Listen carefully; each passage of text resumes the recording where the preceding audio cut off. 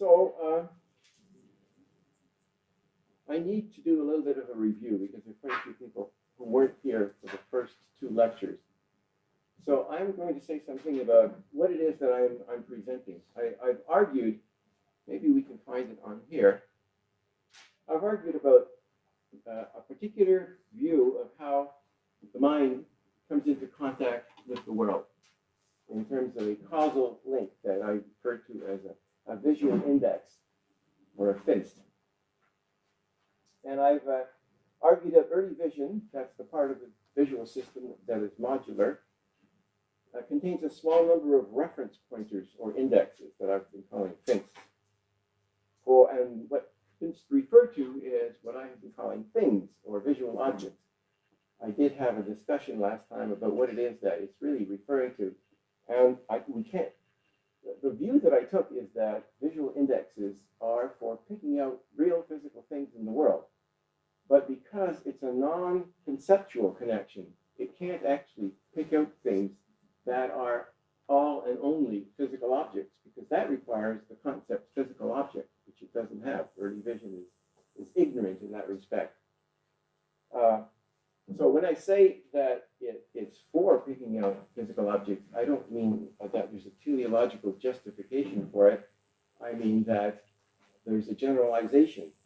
If you look at the sorts of things that it does select, they tend, in our kind of world, to be physical objects. But we can't guarantee that they are because we can fool the system easily, as we do when we do experiments. So the experiments involve tracking spots of lights, which are not physical objects. But that's because we are interceding between the normal functioning of this indexing system and the mechanism that we are trying to study. Okay, so, it says that my battery is full and I feel much better now.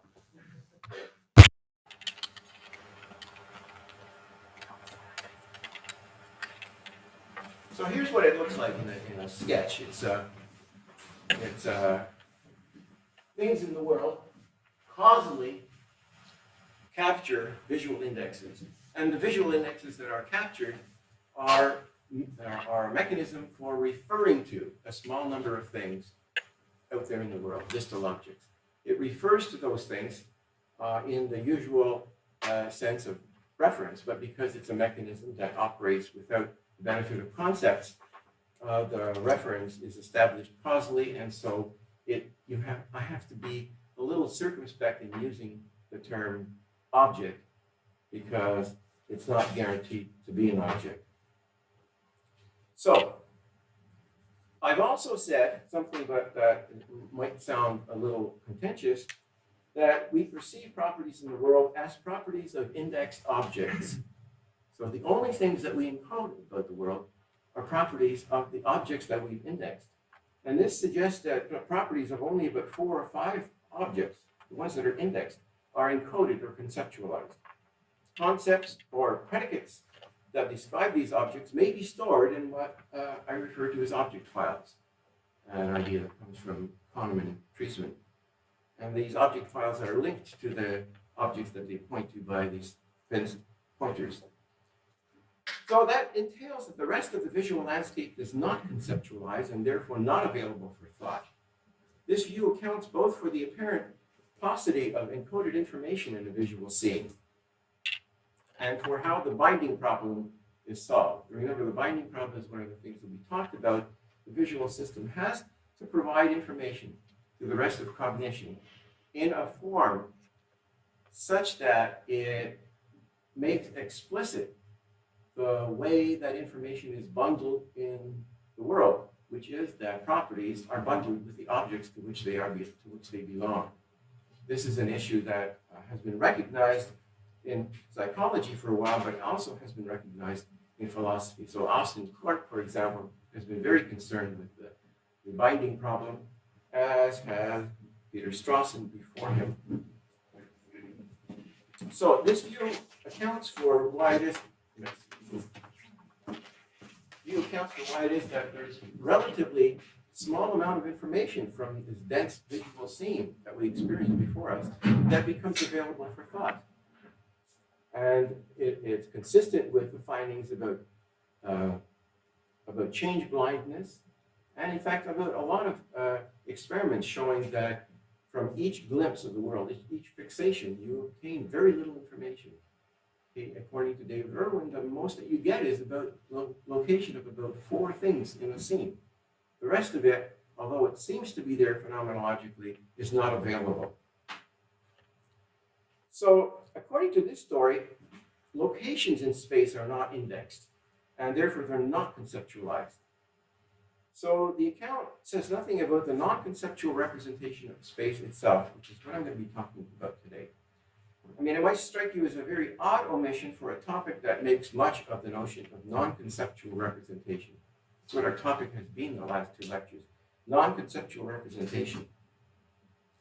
And in some cases, for example, in Austin Clarke's book, he even speaks of this non-conceptual representation as equivalent to sentience. It's how people have a conscious awareness, experience of the world through their senses. So the representation of space and spatial relations would seem, at least prima facie, to be something that demands a different story from one that claims not only a sparse set of conceptual representations, but also a very limited non-conceptual mechanism for connecting with the world. I'm suggesting only 4 or 5 pointers connect us with the world. So that's the sensory impression we have of space. It appears to be central to sentience, and it's far from being addressed by a theory, doesn't seem to be addressed by a theory that claims that the only thing you connect with are things, and that there are only 4 or 5 things in the world with which you have a causal, initial, primitive connection. So this kind of omission, at least on the face of it, appears to leave out some things that philosophers interested in sentience are very much concerned about. So, for those interested in the nature of sentience and how we experience the world through our senses, it's been an article of faith that this question is closely related to understanding how we sense and experience space and spatial relations among objects in space. Some philosophers have even argued that our sense of self is dependent on our awareness of the location of our bodies in relation to other objects. From the perspective of these lectures, I'm interested in the question of the non-conceptual representation of space for 2 main reasons. One is that to see whether the question presents any special problems from the point of view that I've been advocating, in which it's not places but things, particularly physical things, that constitute our first causal contact with the world. And the second is to see whether the visual indexing theory, the Finch theory, can help us to understand how representations of spatial layouts obtain some of their spatial properties, in particular, how our thinking about space seems to have spatial properties. It's something that I will concentrate on mostly in the last lecture, because the place where this manifests itself mostly is when you think about spatial layouts while you have an image of them. So your visual image of the world seems to have, not just represent, but seems to have spatial properties. So the question is whether this visual index theory will help in the analysis and understanding of this. So our grasp of space is subtle, complex, and extremely fine-grained. Our experience of space is all-pervasive. We experience ourselves as being totally immersed in the space around us, which remains fixed as we move through it, or as objects other than ourselves move through it. Our spatial abilities are remarkable. We can orient ourselves in space rapidly and effortlessly, and we can perceive spatial layout based on extremely partial and ambiguous cues. We can recall spatial relations and recreate spatial properties in our imagination. Animals who may not have concepts exhibit amazing powers of navigation, which establish beyond doubt that they have an accurate quantitative representation of space through which they travel. Although vision science is arguably the most developed of the cognitive sciences, arguably, I say, I believe that it is, there are many areas of vision science where it's dubious that we have posed the problems correctly. And the problem of spatial cognition strikes me as an extremely likely candidate for one of those problems. Before I look at some of the scientific problems, I'd like to take a detour to examine the role that conscious experience plays in the study of perception. The reason for this detour is that nowhere does the content of conscious experience or phenomenology play a more central role than in our apprehension of space, including both in the perception of space and in reasoning in terms of spatial layouts, particularly in spatial mental images. So I'm going to say, this is an aside about the role that conscious experience plays, and I see it as playing in vision science. Vision science has had a deeply ambivalent relation with conscious experience. On the one hand, the way things look to us, how they appear in our conscious experience, has always constituted the primary data of theories of vision. Traditionally, from Kafka to Knizia, experiments in visual perception begin with the question, what do you see? What do you see? Even when they don't begin with a sweeping question like, what do you see? It's still true that when one thing looks bigger in one condition than in another, or when something looks to be moving faster under one condition than another, or when colors appear different in one context than another, this is considered primary data that theories of vision are supposed to respond to. As Kenneth Pike pointed out many years ago and Julian Hochberg reiterated in the context of the psychophysics of vision, it is how we experience things as opposed to how they are that is the basis for reliable empirical generalizations about cognition. For example, there is a generalization that if you mix red light with yellow light, we will see orange light. It turns out that generalization is true regardless of which of an infinite variety of mixtures of wavelength are responsible for the light that we experience as red or the light that we experience as yellow. It doesn't have to be a particular point in the spectrum that produces yellow light or red light. You can have a mixture, but it doesn't matter how you produce something that looks like red light. It doesn't matter how you produce something that looks like red light. When you mix the two, it will look like orange. Now that makes it a rather special kind of science. It means that the categories over which generalizations are stated are categories of how we see things. So conscious experience is central. But yet, despite the fact that vision science begins with phenomenal appearance, the content of such experience has also proven to be an extremely misleading base from which to build theories of visual perception. Furthermore, it is in the analysis of our representation of space and of spatial patterns that we are most readily led astray. Perhaps this is because the temptation to assume what Pessoa, Thompson, and Noe, I understand that some of those people have spent time here, it's because of what they refer to as analytical isomorphism.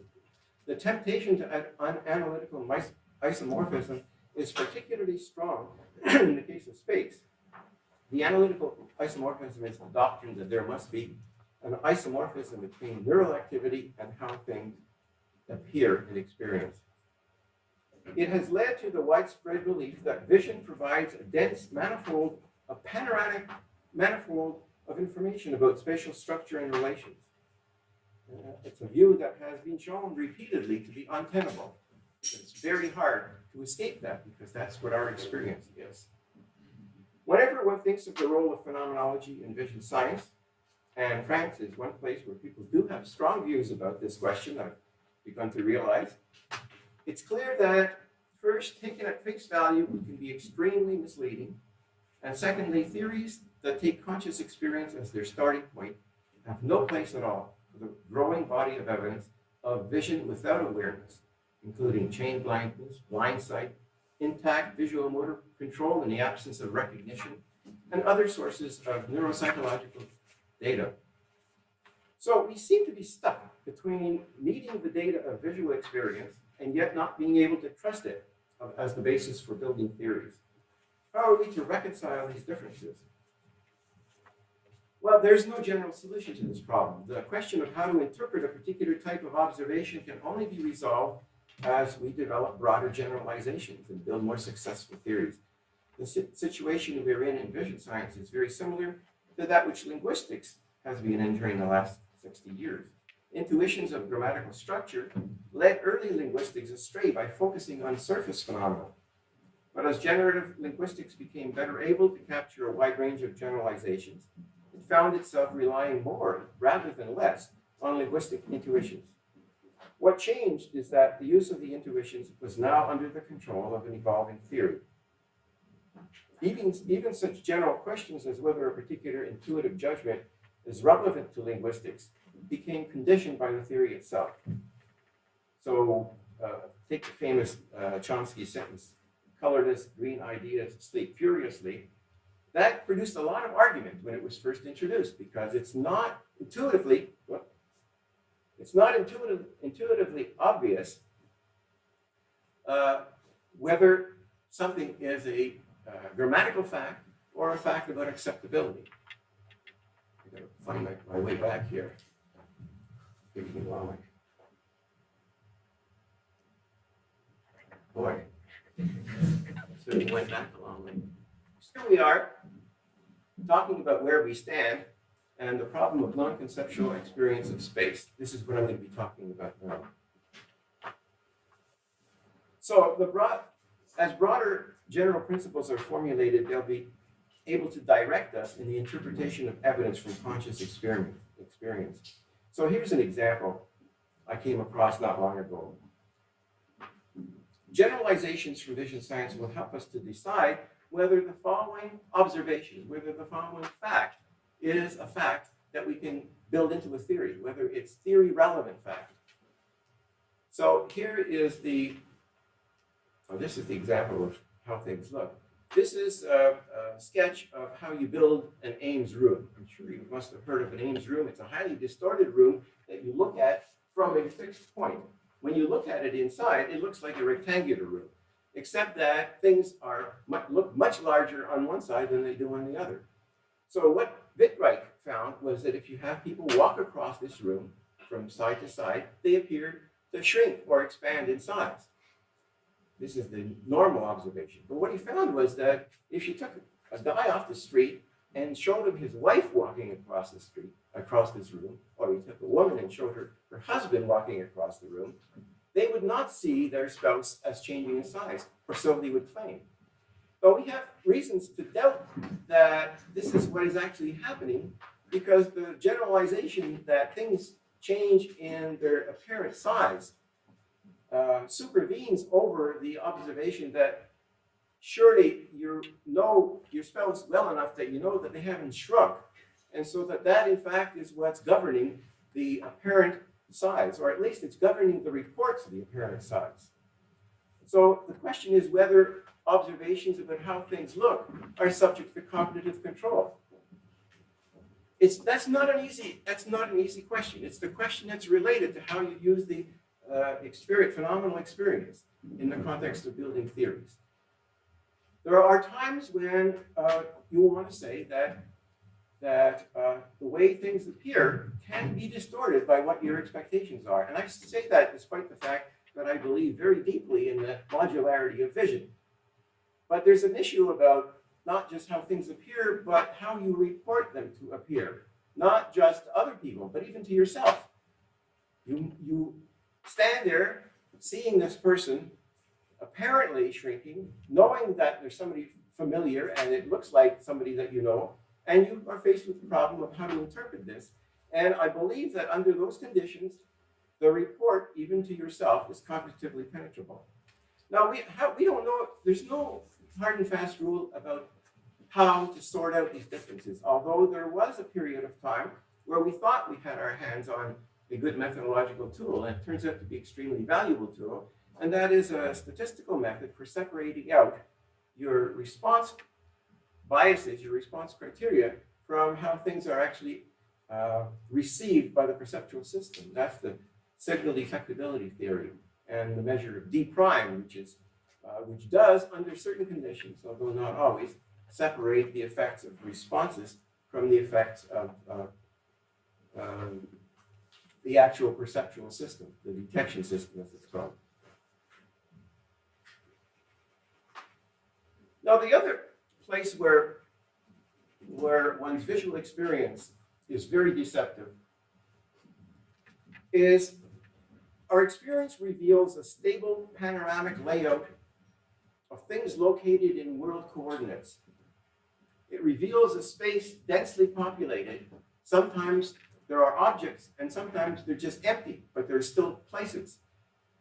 And it led many people to postulate that there must be internally. If you want to take this phenomenology seriously, then the natural hypothesis is that internally there is a representation that reflects this phenomenology.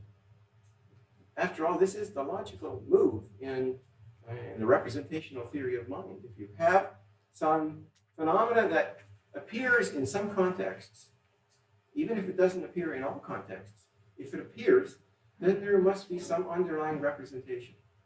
So that leads us very naturally to this view that what we see, that the reason for seeing this, for the phenomenology of this dense panorama, is that internally we are constructing such a representation that reflects this phenomenological content. This theory was the received theory for quite a long time, before there started to be very strong evidence that nothing of this kind occurs. So there is no representation internally that is panoramic, that contains detailed information. In fact, Kevin O'Regan wrote one of the first influential papers in which he put together the various researches that show that this can't be the way that information is represented internally. So we know that this is patently false. But what's gone wrong? What's wrong is that we are using a particularly natural description of a phenomenological experience as the explanandum. We are trying to explain the content of the experience in terms of properties of the representation, but we're not entitled to assume that the content of the representation reflects either the structure, the content of the experience reflects either the structure of a representation or its available information content. The first of these is called the intentional fallacy. It equates properties of the perceived world with properties of its representation. And the second is merely empirically false, as it turns out. But so long as we take the content of the perceptual experience as our primary data, this is where we end up. And so what's the problem with spatial representation, and how do we build a science around it? I have to show you this cartoon. This is the kind of theory we end up if we take that phenomenology seriously. This may be a true theory of perception of the cat. I don't think so. All right, so what's the problem about spatial representation? It seems to our modern sensibilities that space consists of a dense array of points, which may be connected by straight lines. So there's a potential infinite distribution of points and a potential infinite number of ways of connecting them pairwise. But these ideas, which have been enshrined in our view of space since Euclid, may not be the right terms in which to describe the space that we perceive, and especially the terms in which we represent space in our mind when we think about it or imagine events taking place in it. But what does it mean to say that these notions may not be the right ones for understanding our experience of space? What options are there? Well, one of the few people who has asked that fundamental question was actually Jean Nicot, after whom these lectures are named. For Nicot, the problem was that of the building blocks. The building blocks of the Euclidean view were points and lines together with the relation of congruity, none of which seemed to him to be the right sorts of things that perceptual systems were equipped to detect. Nicot saw them as complex types, that is, points, lines, that collapsed collections of sensory experiences into categories whose only value was that they made the statement of geometrical principles simple. But they did so at the cost of making their connection with sensory data opaque. Nicot suggested that since there are infinitely many models of the Euclidean axioms, and the Cartesian model of space of triples or real numbers is one of the best known, we should seek instead a way to capture Euclidean spatial properties in terms of primitives more suited for creatures with sensory systems like ours. After considering a variety of such possible primitives, he developed several what he called sensible geometries based on the geometry of volumes and the relation of volume inclusion, which he called spatial-temporal interiority. He argued that this basis is closer to our sensory capacities than one based on points and lines. For example, volume inclusion is detectable and is invariant with viewpoint, so it can be sensed as we move through space. With the addition of other novel ideas, such as the idea of succession and global resemblance, Nico set out a new direction for the understanding of what space might consist in for a sentient organism. While in the end he did not succeed in developing a complete formalization of geometry based on these sensory primitives, he did point the way to the possibility of understanding sense-based space in a way that is radically different from Euclidean, Kantian, and Cartesian approaches that now seem so natural to those of us brought up in the Euclidean Cartesian tradition. If Nico had been able to carry out his program, it might have provided a set of tools for thinking about space that would have been more useful to us than the view that is so thoroughly embedded in our way of thinking. But he did show us that thinking in terms of points and lines may not be the only way, and indeed may not be the most perspicuous way for cognitive science to proceed in studying the experience of space. I agree with this suggestion, and I'm going to examine an alternative, not for all of geometry, but for personal space as it might be explored by perceptual motor systems. So my next step here is to look at the ideas that are closely related to Nico, although it preceded him, the ideas that come from Henri Poincaré. So in what follows, I'm going to examine what I call the sense of space by focusing on the relation between our experience of space and our visual motor abilities. This is going to give us a way to think about the problem that's very different from the most common approaches, which rely on the notion of interiorization, on the idea that we apprehend space because space or spatial constraints have been internalized in the brain. This is going to be the main topic of the next lecture, where I'm going to develop the proposal that rather than internalizing space, the converse actually happens.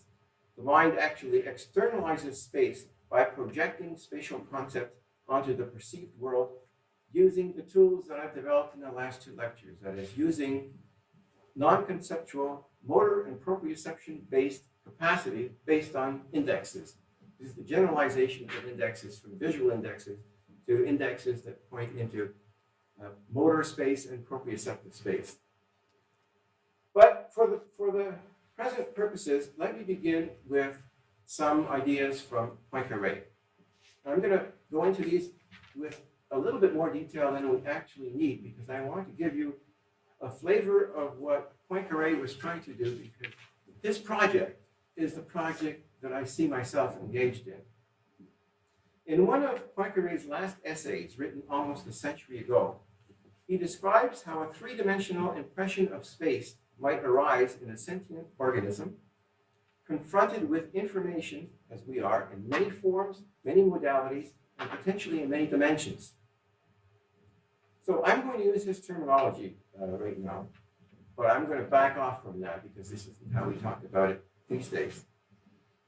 A starting assumption for Poincaré is that an organism must first distinguish between experiences that correspond to changes in position from experiences that don't, experiences that correspond to changes in some qualitative property. According to Poincaré, the key idea is being able to recognize the difference, and being able to recognize this difference depends on being able to distinguish between changes brought about by one's own voluntary actions and changes in position that are caused externally. Here, Poincaré makes use of the notion of reversibility of certain sensations. An externally caused change can be reversed by a voluntary action that can bring back the earlier visual or tactile sensation. So if I'm experiencing a certain tactile sensation and externally the object moves or the tactile sensation goes away, the view is that I can make that tactile sensation come back again by a voluntary action, the action of moving. And based on the idea of a sequence of motor actions that bring back the former tactile sensation, and based on the idea of there being an equivalence class of such sensations that will bring back the original tactile sensation, he developed this idea of how we learn, although when he says you learn, he actually has in parentheses, your genetic ancestors may have learned. So we might learn, or we might, through evolution, have become empowered to know that any one of a sequence of movements that are within a certain equivalence class are able to reinstate a former sensation. So the basis of your sense of space is a certain skill. It's the skill of moving in such a way as to bring back a tactile or visual sensation after an object moves away from external causes. The equivalence classes of movements define distinct spaces, and the spaces marked out by, say, each finger or each limb are then merged by virtue of the fact that when two fingers or two limbs touch one another, they define a common place, so they provide for the collapsing of several spaces. That was actually one of the things that first attracted me to the Poincaré view, because he had an account of something that had puzzled me a long time. Why is it that space has three dimensions? I mean, when you think about it, you've got information, 2 dimensions on one retina, 2 dimensions on another retina, many dimensions on your skin. How do we, out of all of that, construct a 3-dimensional intuition of space? Well, he had this idea, and the examples that he gave about how one coordinates one's movements of one's fingers, so that when you touch, 2 fingers touch one another, they have to correspond to something in common. So they allow you to collapse the spaces, the equivalence classes that correspond to the 2 kinds of movements, 2 hands. I was enthralled enough by this that I confess that the idea of these Finst indexes, the fingers in the Finst indexes, actually came from Poincaré's examples involving fingers. What he argued then is that based on this kind of analysis, if we had 2 different sequences of movements that led to different places, they couldn't be in the same equivalence class. And you couldn't have 2 sequences of movements in different equivalence classes that led you to the same place. And these 2 constraints are what determine the 3-dimensionality of space. Lots of details obviously missing. But it makes sense how you collapse all these independent equivalence classes into a 3-dimensional analysis of space. So the details of Poincaré's analysis don't carry much conviction these days. We don't think in terms of sequences of commands. We don't think so much about sequences of sensations. And in fact, the reversibility of sensation condition was even criticized by Nicot. But some of the ideas remain sound. The first one that's central is Poincaré's distinction between 2 kinds of changes in sensory states. Those that signal a difference in location, and those that signal a difference in some sensory quality, such as color or texture. And that distinction is central in the work of Austin Clarke. I mean, there's one whole chapter of the theory of sentience devoted to this distinction, even though Clarke apparently didn't realize that Poincaré had that distinction 100 years earlier. Another important idea concerns the emphasis that he places on the sequences of motor actions and the equivalence classes. This is a remarkably modern idea, although it's not always expressed in this way in current writings. What Poincaré's description shares with contemporary analysis is the idea that a sense of space may be constructed based on mechanisms that compute the equivalences among otherwise very different sequences of motor actions. This is going to figure prominently in what I have to say later.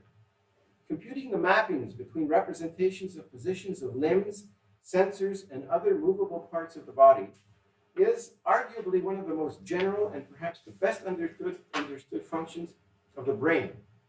Functions carried out primarily in the posterior parietal cortex, but also in superior colliculus, in the motor and premotor cortical areas, and elsewhere.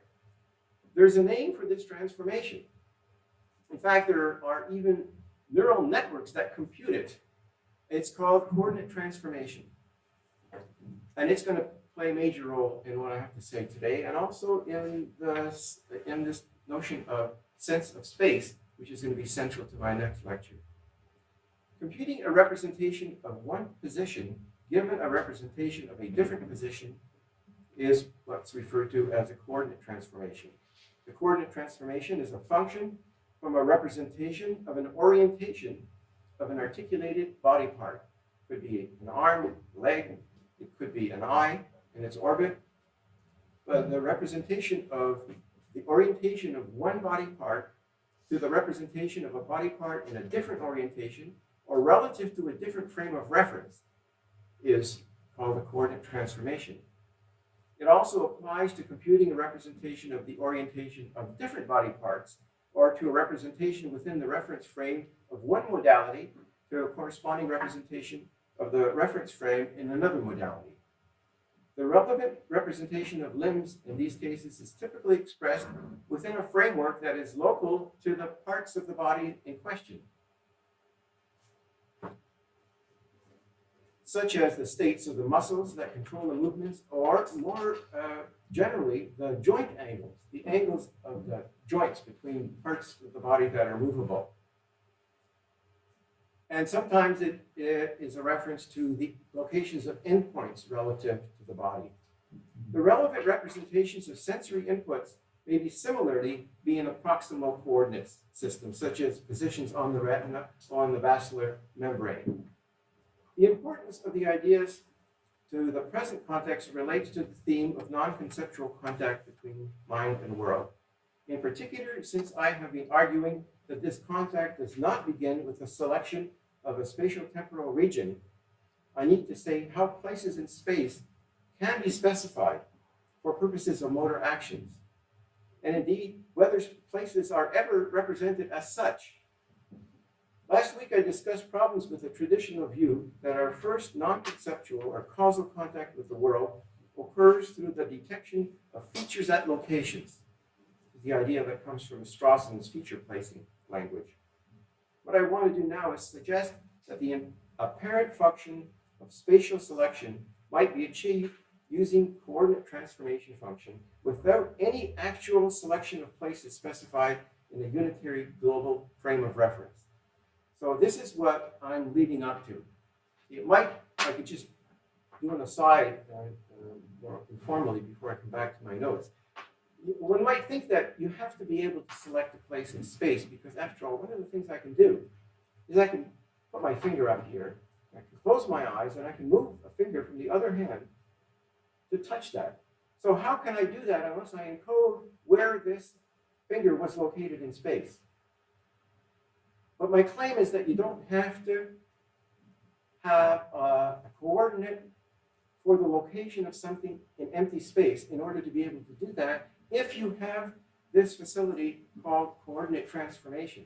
And we know independently, especially in parietal cortex, that there are cellular systems that take a representation of something in one orientation and they compute the representation of something else that would correspond to it without actually computing a coordinate for their common locations.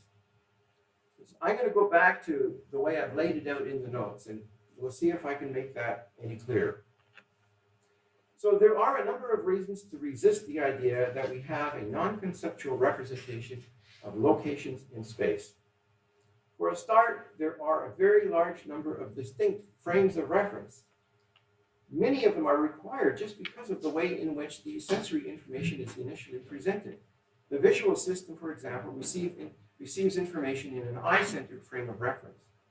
But the information may be required, say, for controlling a hand in a frame of reference that includes joint angles, or a 6 degree of freedom frame of reference that includes location and orientation. How is the relevant conversion performed? One possibility might be that each frame of reference is mapped onto a single global frame of reference, say a body-centered or an allocentric, room-centered frame of reference. But another alternative for which there is much more supporting evidence is that representations of objects in pairs of reference frames are only mapped when the objects are relevant and only as the information is needed. So that's the key idea. It receives support from a number of studies.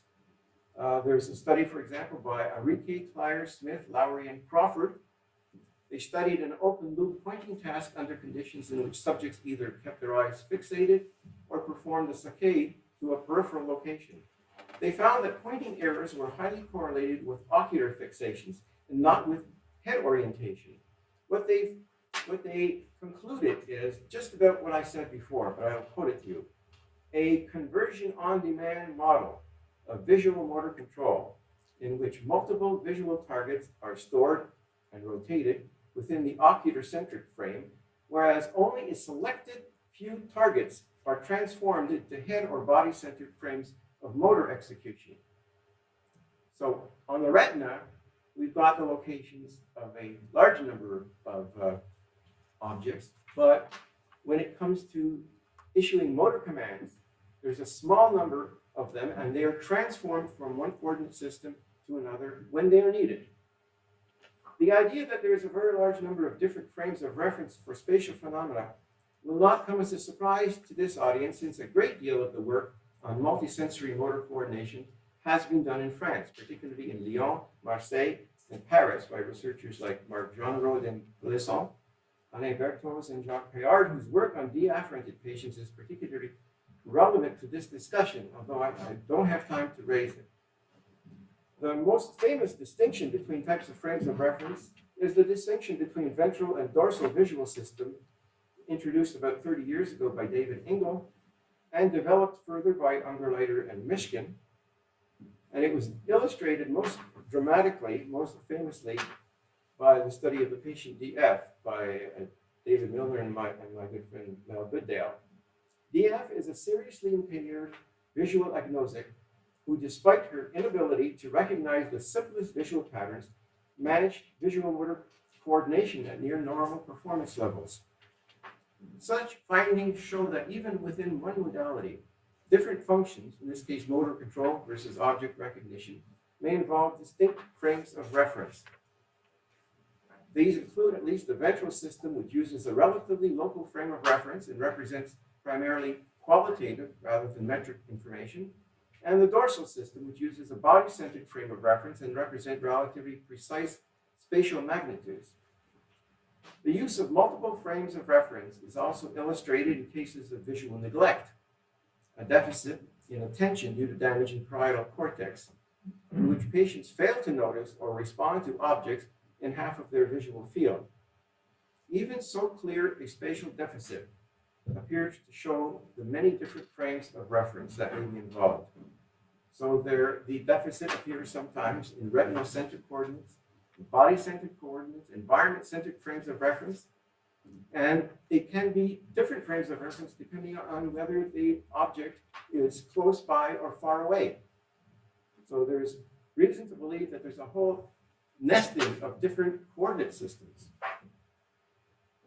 Properties of many of these frames of reference have been investigated, often with surprising results. For example, there appears to be integrated visual tactile representations in peripersonal space, very close space around the hand and the face. Visual stimuli presented near the body tend to be processed together with tactile stimuli, so that when one modality shows a deficit, such as extinction, the other tends to show similar deficits. And the visual experience of the near region of the hand or the face appears to be tied to the somatosensory experience of the body part itself, so that it moves with the body part. So things that you have deficits in extinction may be close to your hand, and as you move your hand, it will move, the visual extinction will move with the hand. In fact, if you use a tool, so you have a long stick, it can be extended out to where the stick is. And if you have a patient who has a phantom limb, then you get the same extinction, the same deficit associated with regions near the phantom limb. So visual and motor frames of reference are also very closely linked in other ways. The whole thing seems to be a web of very closely related frames of reference. So for example, one of the things that I can do very accurately, I can think of some object in the room. Let's take that projector over there. I can close my eyes and I can point to it fairly accurately. If I were to imagine myself being in the back of the room and wanting to point to that, I would do it very poorly.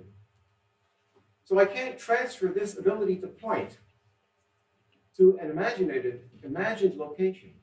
But what I can do is, if I close my eyes and somebody leads me to the back of the room and asks me to point to that projector, I can do it very accurately again. So the actual frame of reference that I use changes automatically with changes in my location, providing I sense that movement. I don't have to see it visually. So it seems that we have a very large number of distinct frames of reference within which we represent where things are, and many of these frames are automatically updated when we move or when we otherwise need to coordinate between them. What does this tell us about how places are represented non-conceptually? Well, that's my next topic. The ability to coordinate across modalities has frequently been cited as evidence for the existence of a spatial representation in a lingua franca that tie modalities together. In fact, this is what Austin Clark says in a recent paper in which he addresses my views. He addresses my visual index theory and my claims that you don't pick out features at locations, but rather you pick out objects. He argues, as a counter-argument to that we do this cross-modality correspondence so that our attention can be moved by a sound in a certain direction. Or if we're attending a certain region of the visual field, then we're more sensitive to sounds coming from that region. But as I've just been arguing, the evidence suggests that there's an alternative account that does not require a single global frame of reference, and in fact does not require that empty locations be represented at all. And that's the proposal that specific sensory objects are translated as needed from one frame of reference to another.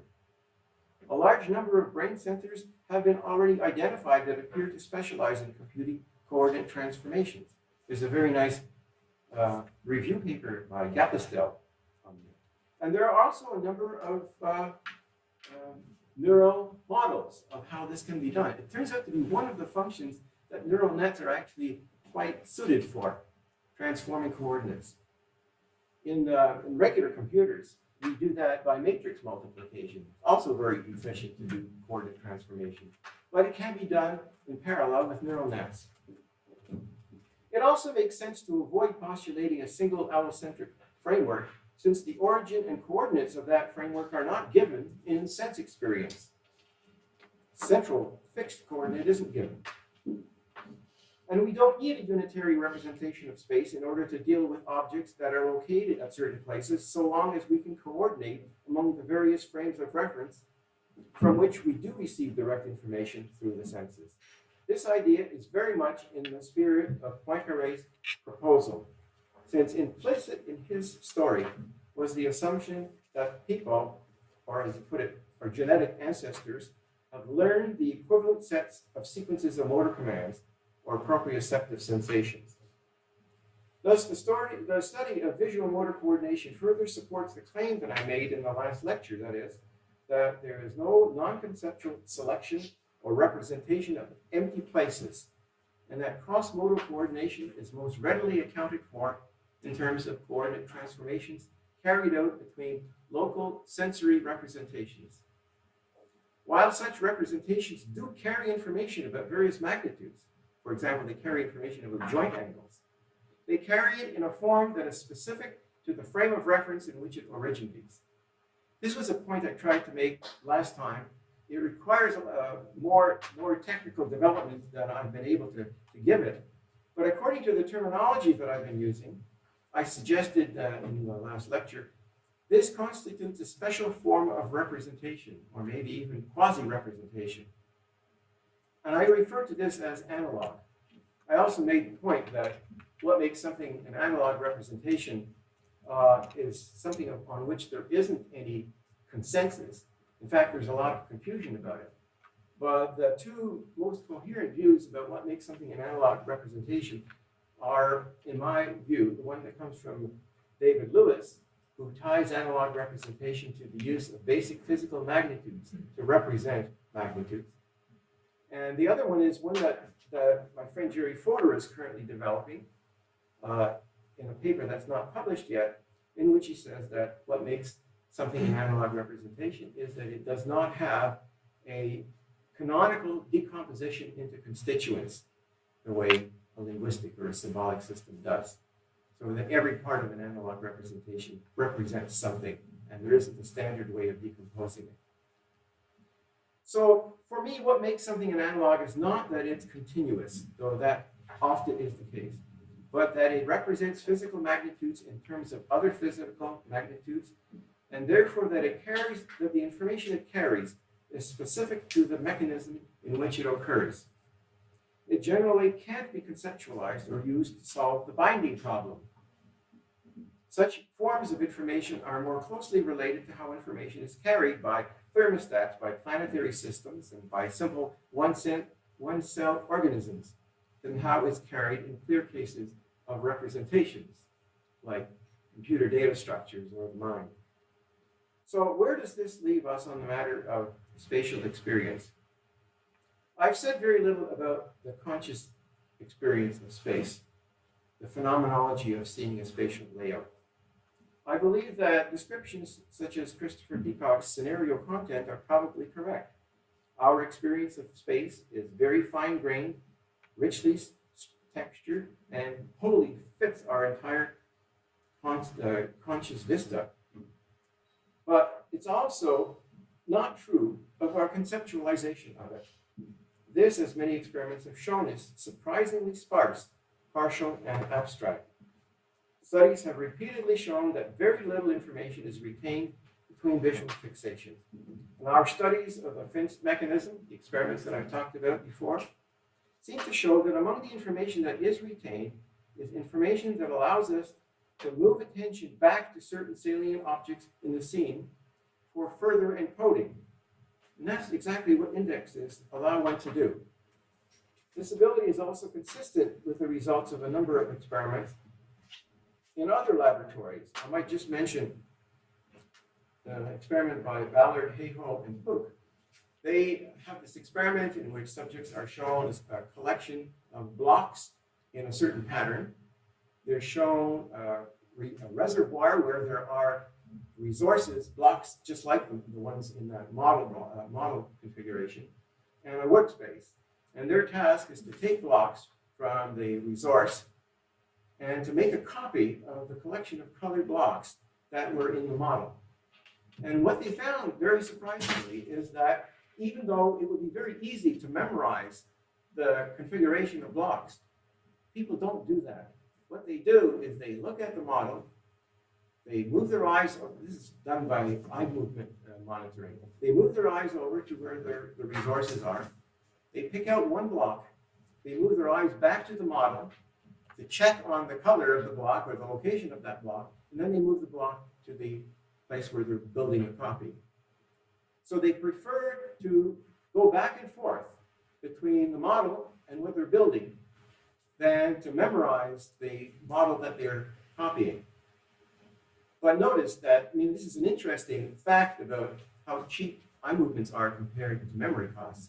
But notice that in order to actuate this particular strategy, they have to be able to move back and forth. So you may not be able to memorize, or you may not want to memorize the model, but you have to have some way when you're looking at the set of blocks that you're going to be using to build a model, you have to have some way to know where to move your eye back again.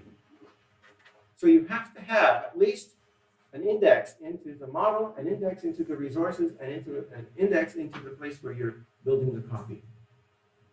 What are those indexes? Well, they're our visual indexes, because if you had more information than that, then you wouldn't have to look back again. You could build it directly.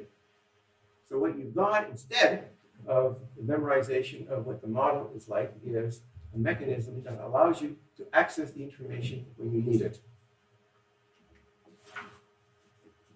So we find that the scenario, which is so rich and densely populated with information, doesn't seem to be doing much work. So what happens to the rest of the scenario content if you're only conceptualizing, encoding the information about 4 or 5 of the items, 4 or 5 objects? What function does the scenario content play? What underlies and supports its presence? Why does it fail to have a discernible effect on observed behavior?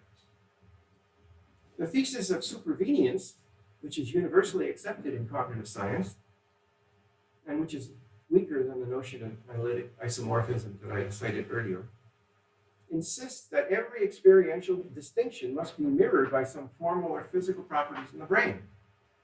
This means that conscious states must be real informational states in Dretski's sense. So it's a puzzle why they're very often not available or don't have any discernible behavioral consequences.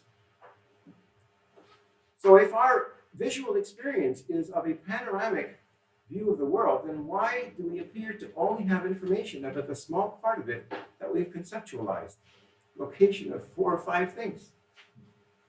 Either there is some principled reason why we are prevented from conceptualizing certain conscious information-carrying states, or else we are deceived in thinking that we have in fact represented all that information, that it is in some sense available information. Now, I'm not going to try to solve this puzzle because, in fact, it's one of those things I learned a long time ago when I started running into philosophical issues while doing cognitive science, that one has to work very hard to gerrymander problems in such a way as to avoid the mind-body problem, because in cognitive science, it's hard to scratch the surface of any problem without finding underneath some manifestation of the mind-body problem. But notwithstanding the deep philosophical puzzles that surround the problem of conscious contents, the evidence remains pretty clear that our conscious experience not only fails to tell us what's going on, but in fact may have led us astray in the heartland of cognition, in the study of thought, problem solving, and imagination. And this just reinforces what I tell my undergraduate cognitive science students, that cognitive science is a delicate balance between the prosaic, between the everyday, ordinary, commonplace, and the incredible, between what your grandmother knew, which turns out to be true, and what the scientific community thinks it knows, which turns out to be false. In the next lecture, I'm going to present what I think to be the clearest case of this last moral, and in analyzing the nature of what goes on in mental imagery. And I'll also bring in at that point the notion of sense of space that I've developed in today's lecture in connection with the Poincaré view of how we establish our sense of space, even though in the sense of space we don't in fact encode all the locations of empty places. So that brings me to the end of today's lecture. I can't, although it's tempting, I will not start the next topic of mental imagery because I need to build it up in the proper, within the proper framework, since no one's going to believe what I have to say. Thank you.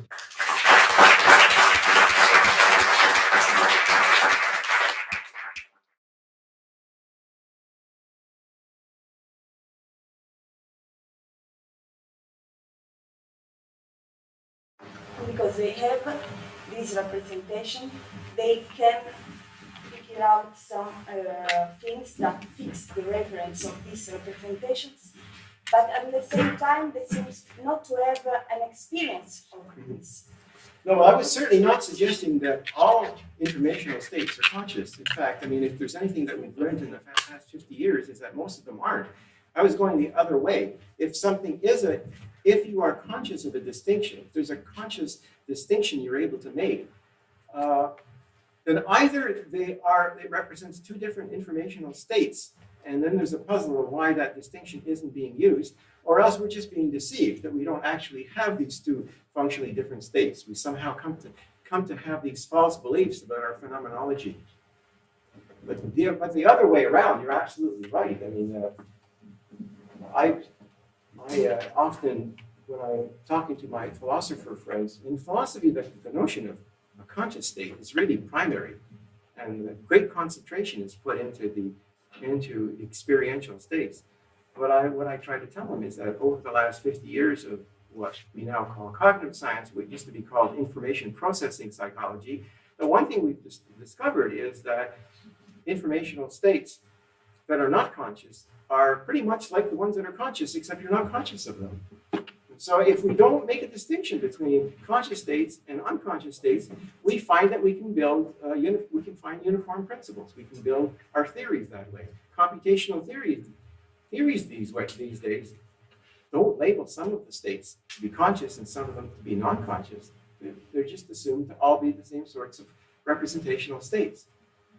The problem is what to do with the ones that actually are conscious but don't seem to have any effect. And it leaves me puzzled. And I know that there's a lot of interest. I just came across a book on naturalizing phenomenology, the result of a conference held here at l'École Normale, or sponsored by l'École Normale. And I know that there's a lot of other people that are puzzled by it, but it seems to me that they don't have the beginnings of an answer any more than I do. They just have a lot of long German words from Husserl. Yeah. I was trying to understand this observation that you made, that you could point to a particular object. Yeah. And, but couldn't imagine being in another place and point to it. Yeah. However, if you moved physically from point A to point B, you could, in the light of the fixed theory that you talked about. Now, it seems to me this entire idea of coordinate transformation is about having representations of locations in a mathematical way and doing computations unconsciously on those representations. Whereas the fixed theory would have it that the representation does not have any conceptual content and is more like a plastic finger. So there seems to be a gap between the will I make myself clear there? Oh yeah, you make yourself clear. In fact, it's a gap that I talked about last time. That is, there's got to be, in some part of the system, there's got to be an informational state, carries information about location. It's just that it's not encoded. I make a distinction between that information being encoded either conceptually or even non-conceptually versus simply being an informational state that maps location in an analog. That's why I introduced this notion of analog. Maps it in an analog way, in a way that can only be used by a coordinate transformation, can't be used by anything else. So it is locational information, but not accessible to the conceptual system. Well, not just to the conceptual system, not accessible to the rest of the mind, only accessible to a coordinate transformation. Or perhaps a few limited things like clustering. So you need location information about features in order to group features together to form a cluster. But that too is a very restricted representation of that information. It can only be used within that very narrow domain. Yes? I would like to hear a bit more about visual linguistics. And I have four question items. Okay. We are given further questions I have about how many indexes, how many visual indexes do you have active simultaneously if the question makes sense? No, it does make sense, and the answer is 4 or 5. Okay. How do they get created? How do they get delivered? Indexes are like they're like local variables in a function. So within the execution of a function, you can have variables defined. So you might say, what happens to those variables when the function exits? Well, they just don't exist anymore. And it's very much like a demonstrative when you say that while you're looking at something, or you think that. Forget about saying it because that brings in communication. You're looking at something and you say that. Now, if you close your eyes, that is gone. So you may have some other way of referring to it, but you don't have the demonstrative way anymore. So they get invoked. I don't know what created. They get grabbed, they get invoked by the occurrence of an event, typically the appearance of a new object, and they disappear. So their lifetime is anything between 1/10 of a second and a minute or something like that. Well, depends. If you keep looking at it, like in our multiple object tracking experiments, they go on for 15 seconds, so they can certainly last that length. So we don't, the question is how long will it last once the visual contact goes away? And there, I don't know the answer to that, but it's going to be relatively short. It might be a few seconds, but it won't be more than that. And I tend to understand, well, in my attempt to understand what you say, I tend to see animals as having one face, which is something in the world, or a location in the world, and I'm a linguist, I tend to see another face, of which I wonder what it could be. Would it be conceptual, would it be motor control, or something? Or this? No, it is conceptual. I mean, it's a link between an object file, if you prefer to think in terms of object files, which many people do. I always thought of it as being, you have this data structure in your head, which is a description, an evolving description of the scene that you're looking at. And some of the symbols in that data structure have pointers that point to things in the world, to the things that they describe.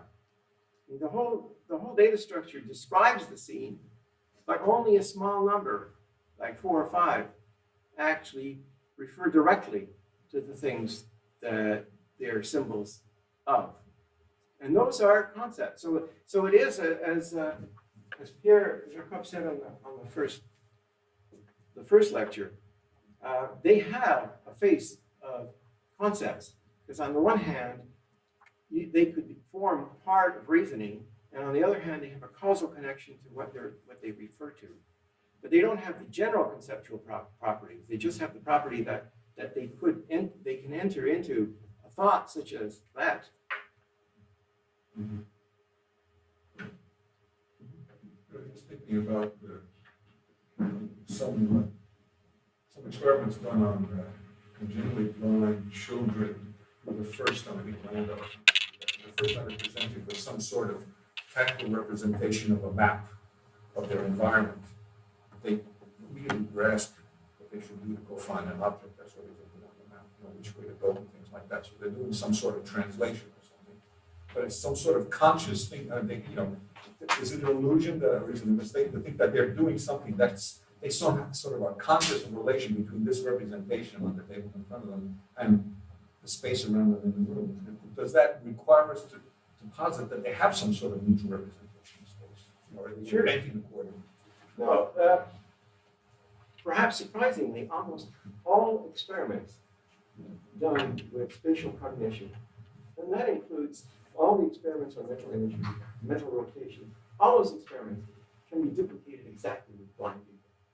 So they seem to have the same kind of space as everybody else. In fact, I think it was Barbara Landau's thesis that we were looking at the use of spatial terms by blind children. And they use the spatial terms exactly the same as sighted children.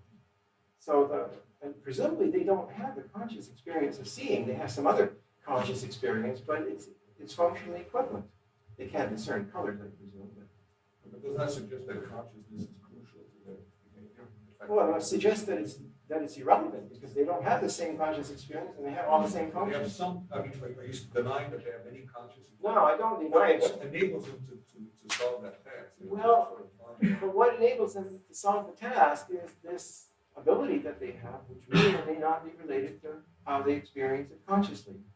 And if they have the same abilities as people who experience it visually, and they don't experience it visually, then you'd think that maybe the way in which it's experienced is of secondary importance to their function.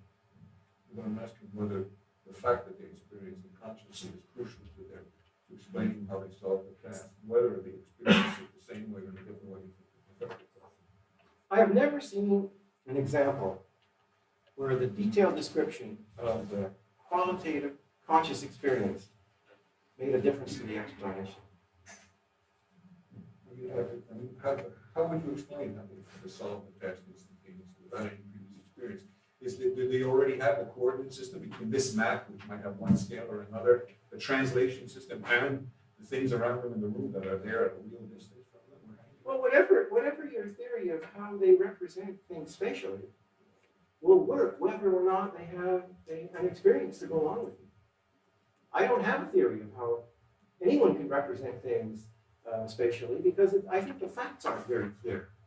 I mean, that's because the phenomenology is so deceptive that we think that we actually have a model of. If I remember this room, if I can show that I could remember it in great detail, which I can't, that would suggest that I've got a model in my head corresponding to it, and I'm sure that I don't. So whatever the theory is of how I managed to do it, the relevance of how I experience it is something that I haven't yet seen. And imagine exactly the same creature doing exactly the same thing and instantiating exactly the same theory, however successful it is, but having no conscious experiences. There's just nothing that's added by the additional qualia. And that's not a claim that that's how we are. It's a claim that that's how ignorant we are about the role that conscious experience plays. It's not to say that it doesn't play any. It's that it's very hard to put your finger on what role it plays, because every time you do that, you're talking about a function. And once you talk about a function, a skill, then you've departed from the domain where conscious experience is playing a role. I would like to know, what is your view about recalibration when there is some discrepancy between information coming from two different modalities like vision and audition? It's been shown that the corresponding maps are realigned. Right. You get the same kind of adaptation between audition and vision as between audition and kinesthetics. Exactly. So it could be interpreted as in terms of an egocentric representation. And Well, it doesn't that have the to be. maps are referring to that particular space layout outside. Yeah. So what is your view? Well, the fact is that you do get recalibration. That's the basic fact. And you get it across pairs of modalities. In fact, you get it within a single modality. So if you had one eye that had a prism on it and the other didn't, you would recalibrate across eyes. So the basic fact is that you would get recalibration. What that entails about how you represent things is not clear, because it seems to me that the view that I'm taking, that we don't actually have the location, we don't actually represent empty locations, but we use coordinate transformations, is quite compatible with this. That's all you do is you've got this mechanism in your posterior parietal cortex that does transformations, and given where something looked and given where something feels, maybe I shouldn't say where, given how something looks and given how it feels, you can put the two into realignment so that your movements can be coordinated with where you see something to be. So I don't think that there's any special implications for that over and above what you already knew you needed, namely coordinate transformations.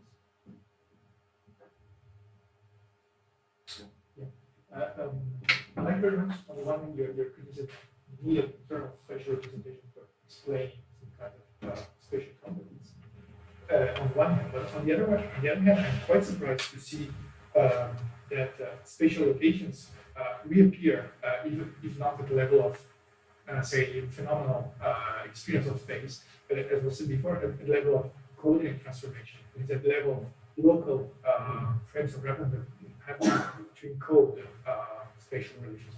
I was expecting from your general view about indexical mechanism that actually what was needed was something even more minimal, like a sort of mechanism to keep track of distinct indexes. So distinct indexical mechanisms, not only in vision but also in other modalities, without explicitly computing location coordinate transformation between one modality and or say night center frame of reference and the joint center frame of reference. I would expect something more radical about the totally lack of necessity of any kind of coordinate population. Well, in fact, the radical view that you describe is the view that I do take, because I don't say that you've got a coordinate system is the misleading word. You don't have a space represented for, say, the sensations of your right arm, and a space represented for the sensations in your left arm. What you do have is you have representations of the sensations corresponding to a particular thing. So touching something in particular. I don't think that you can decide to move your hand to some place specified in a room-centered frame of reference unless there was something there. So you don't have representations of empty space. And the coordinate transformations aren't transformations of a whole coordinate system. They're the transformations of what it would require to pick out a particular thing with one arm or one eye, and what it would require to pick it out with some other, it's misleading to say frame of reference, but some other limb, say. So we can coordinate between those sorts of things and not between an entire framework. So things are still central to this. About that, is there a basic difference between something really being there and my imagining that it's there? Sure. Voluntarily imagining that there's a ball right here and I want to grab it. Well, the reason that we think of, this is getting into the next topic, but the reason that we think of imagining as being spatial is because we can, to some extent, coordinate it with our muscular movements, with our actions. So you can, in fact, reach for an imagined thing. But it turns out, if you look at it very carefully, though, your reaching is quite different. When you reach to something that you can see, there are signature properties of visually guided motor activity that don't show up when you're reaching to something that you're imagining. So if I imagine that this is over here, and I reach for it, grasp it, and you record the acceleration and deceleration of my arm and the size of the aperture, they will not have the signature properties that they do when that reaching is under the control of the visual stimulus.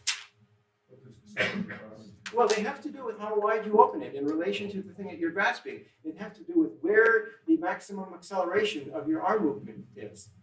And those things are very systematically related to things that you see. And they don't appear when you're reaching for an imagined thing.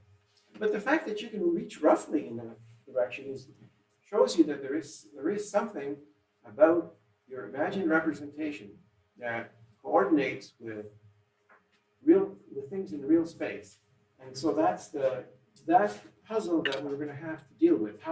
In what sense, how can your imagination have these apparent spatial properties? And one obvious answer has always been that's because you got space in your head, and that's where things are laid out. And so it's dealing with that obvious answer that I spend a little time on. Yeah.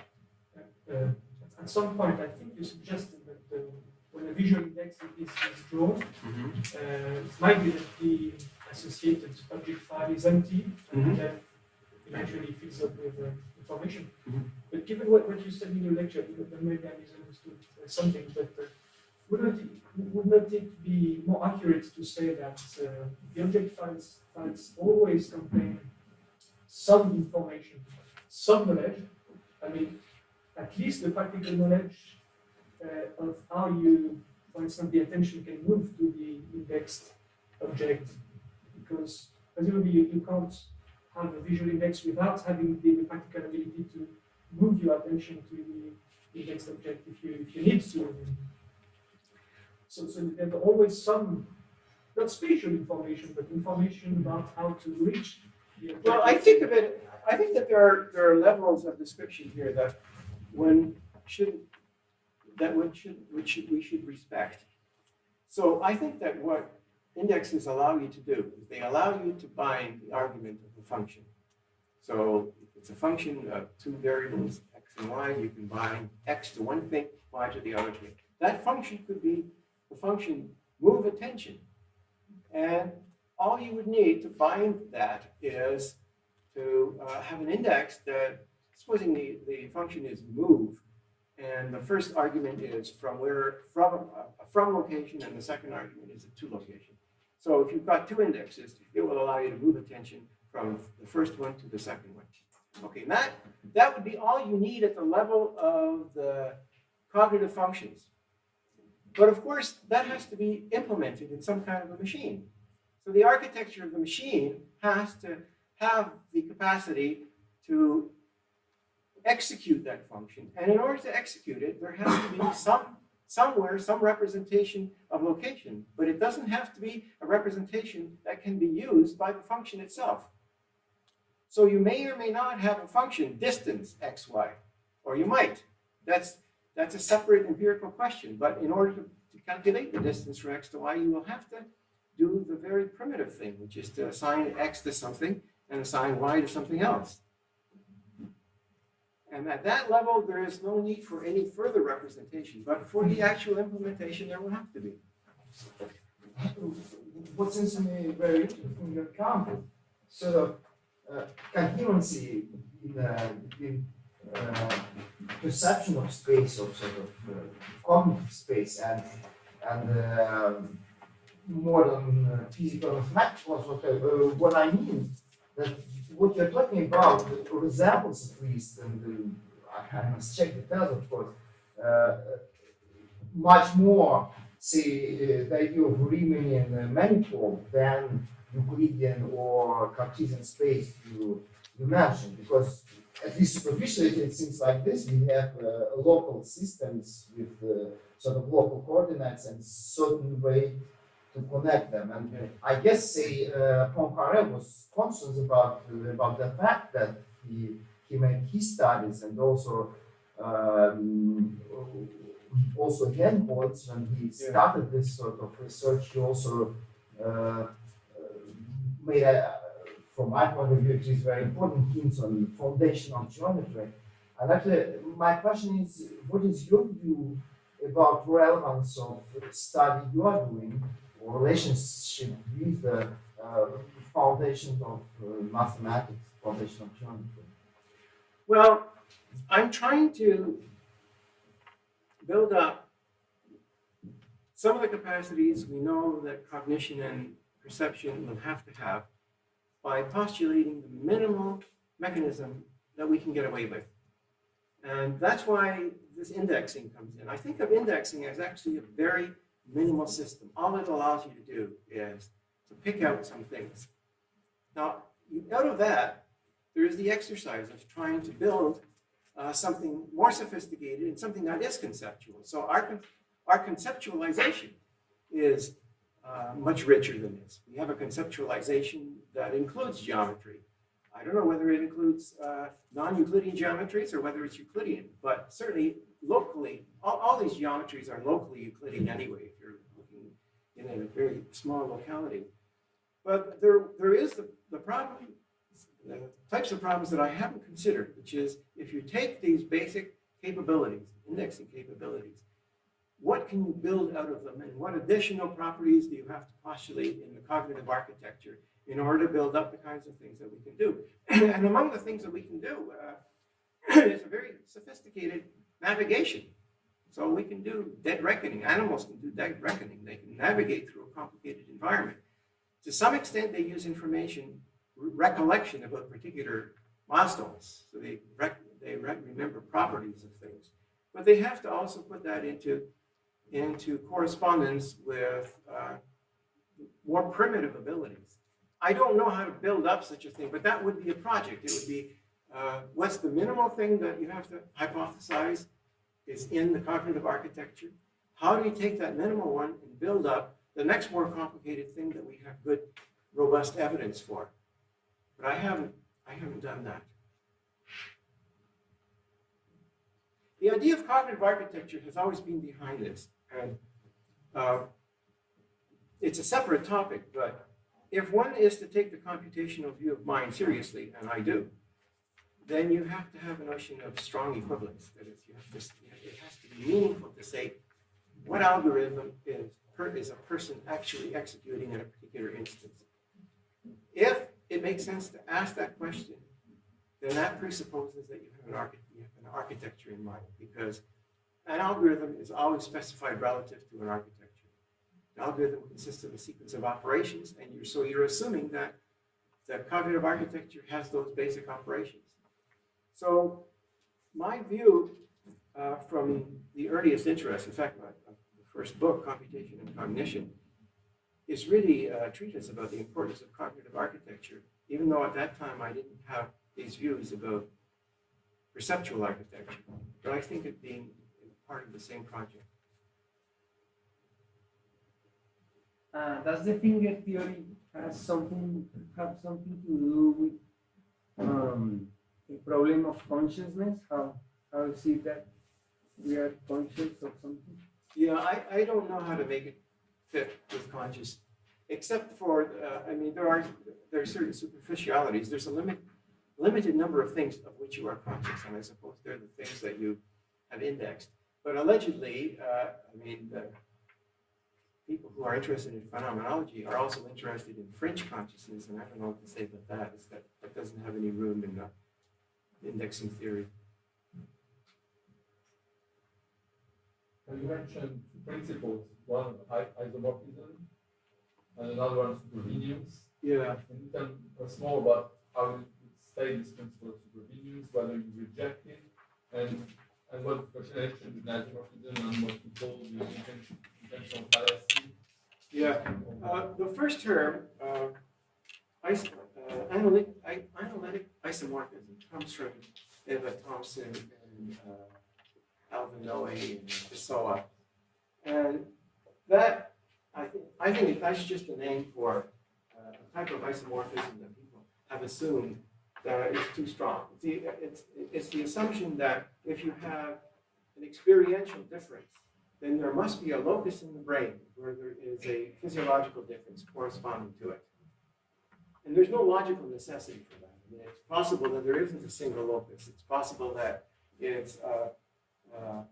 it's distributed, and it's also possible that what isn't possible is what excluded by supervenience. Supervenience says that you can't have a difference in experiential content or functional content without there being some difference. So you can't have an equivalence, two identical physical states with two different experiential states corresponding. So you do have a difference experientially, there's got to be some difference. And you accept that, right?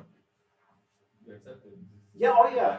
I think it's hard not to accept supervenience unless you're a dualist or something, because it's the very minimal. It says that you don't have two worlds that are independent. You can't have a difference in one of the worlds and not have a difference in the other one. The other one is the one on which you supervene, which is materialism, physics. You can't have a psychological difference without some physical difference. Person who I think probably said more about that is Donald Davidson, also a speaker in the series.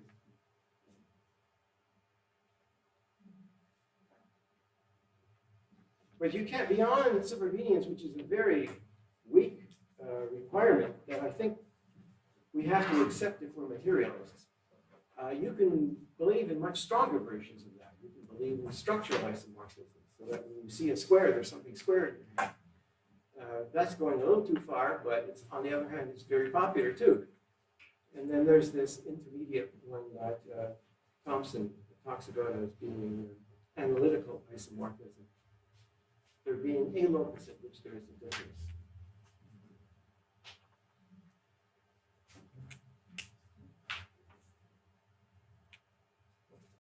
So the story I have it unfolding is about how mental representations come into contact with the world in the initial and most primitive sense. And I have been telling the story that arose initially from some empirical work. And the story is that we have a number of visual indexes that can be captured by events in the world, primarily by physical objects.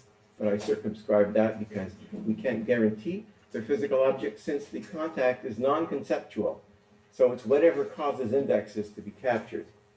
We have a small number of those, and those are the beginning of the story. So that means that the contact that we have is with causally efficacious things in the world.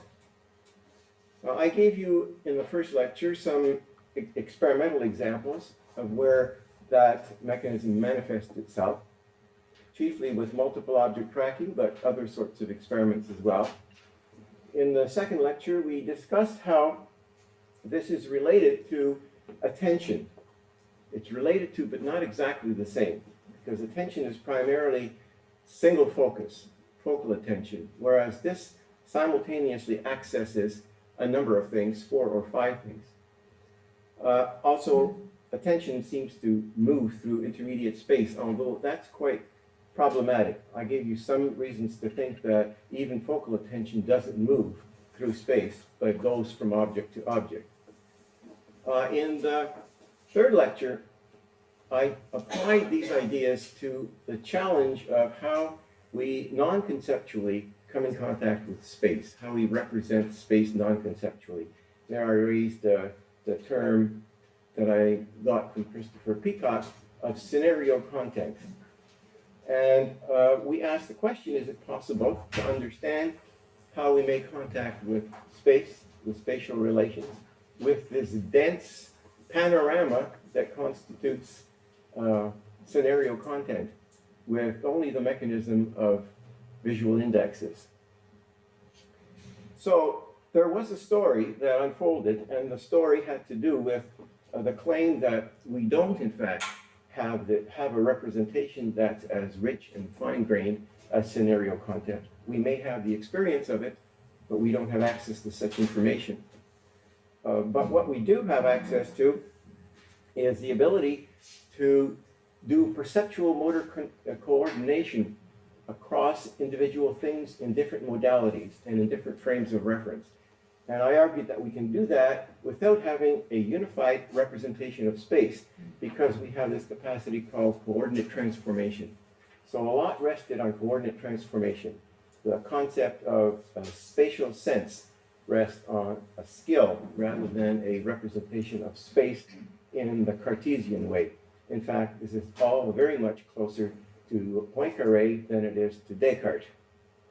So now I'm going to begin with these topics, and then I'm going to turn less formally to some demonstrations and some slides where I make the argument that not only do we not have a representation underlying the fine-grained scenario content when we look at the world, but it's even more problematic to claim that we have access to such a representation in reasoning, in particular when we construct a representation that has the conscious content of a message. This question is whether, in imagining some scene, we generate a representation that has properties beyond those expressed in the conceptual representations in memory, or that could be inferred from the conceptual representations in memory.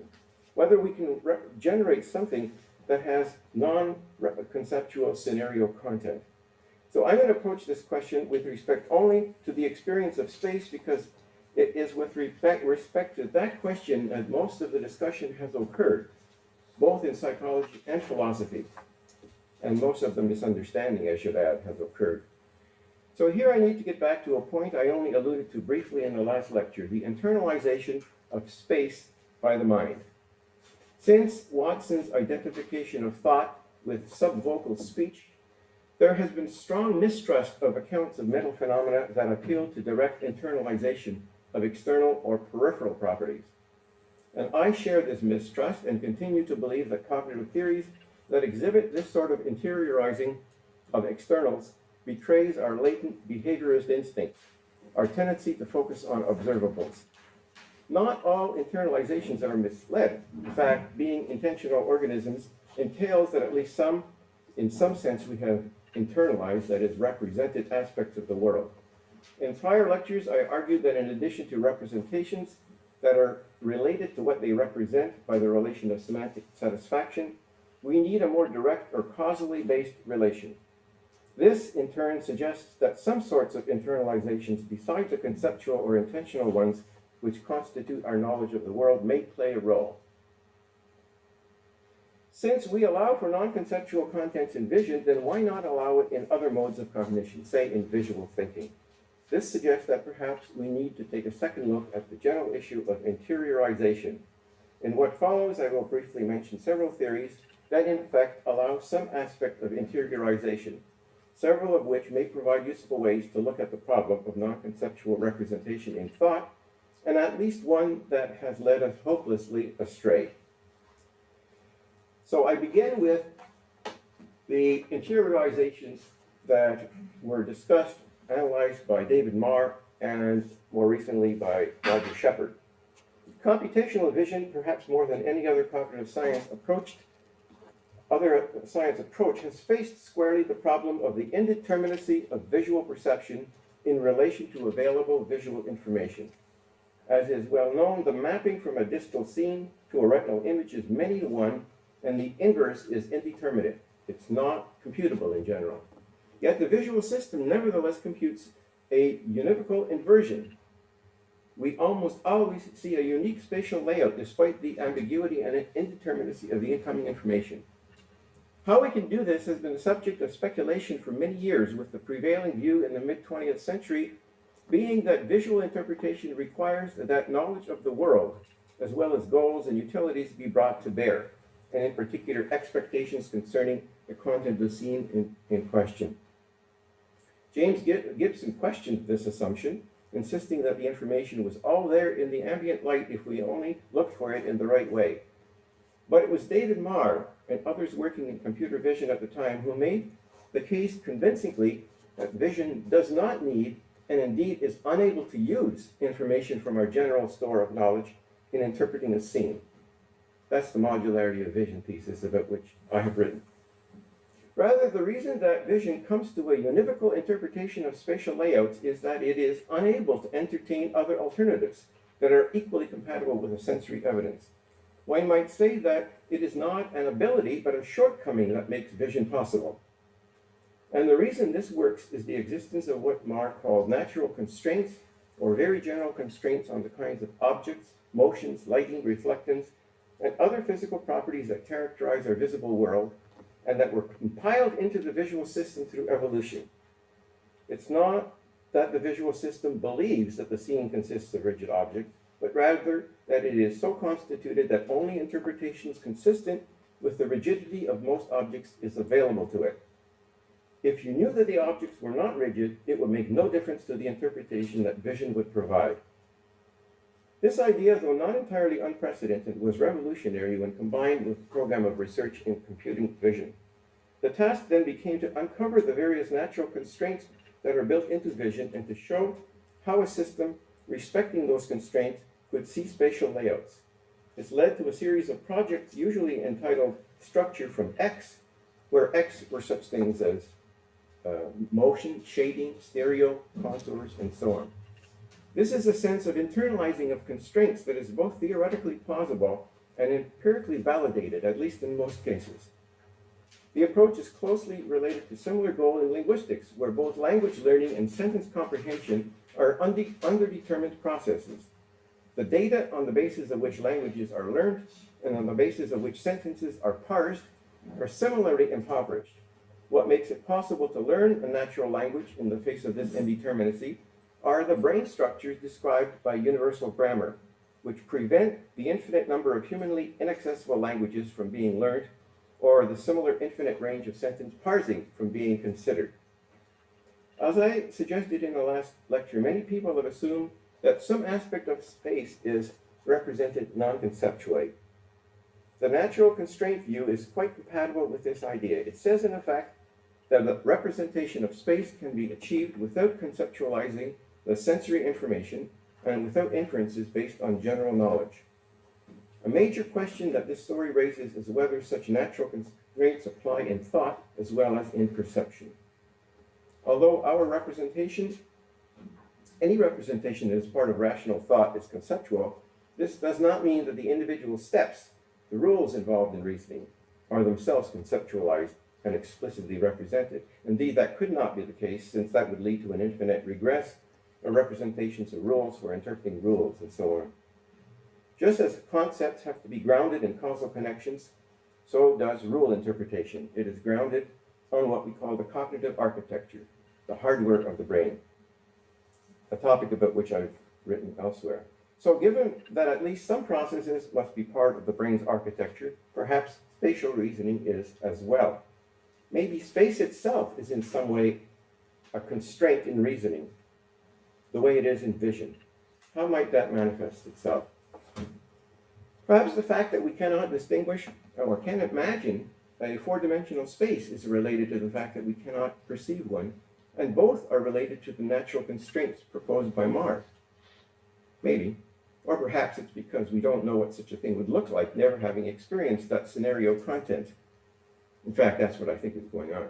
In general, it's not clear how our ability to conceptualize and imagine spatial layouts can be explained by constraints of the sort that are postulated in vision. That there's no principled reason why it could not make use of non-conceptual representations and natural constraints at some stage if vision had an architecture that made that possible. We can, after all, make use of non-conceptual representations when we draw diagrams. So why can we not do the same in our thoughts? This is the question I'm going to address in this final lecture. But to anticipate, one of the problems with such a proposal is that imagination is creative in ways whose boundaries are unknown. While we may not be able to imagine a four-dimensional space, we can imagine objects moving in very nearly any way at all, with or without maintaining rigidity, with or without obeying the laws of physics or the axioms of geometry. And this plasticity of thought is a major problem with any internalization theories, as we will see. My way of putting this is that thought is cognitively penetrable, and so anytime somebody has a proposal for some aspect that is locked into the architecture, we can test it to see whether it forces our thought or our visualization to go in one way or another. Roger Shepard has taken the idea of internalizing certain natural constraints and applied it to both vision and imagination. Citing the example of circadian rhythms, which internalize the Earth's daily light-dark cycle, he argues that many reliable generalizations of human behavior can be traced to our internalizing of universal properties. His general argument is based on the evolutionary advantage of being wired that way, in a way that reflects a natural harmony between mind and world. But such an argument should lead us to expect that universal physical properties would be internalized. For what is more important than correctly anticipating where and when a rock will fall on you? Yet this is not the case. Dynamics does not seem to have a foothold either in vision or in thought. What appears to be internalized, according to Shepard, are principles of kinematic geometry. Because of these internalized principles, we tend to perceive and imagine objects traveling through simple geodesics in a six-dimensional space.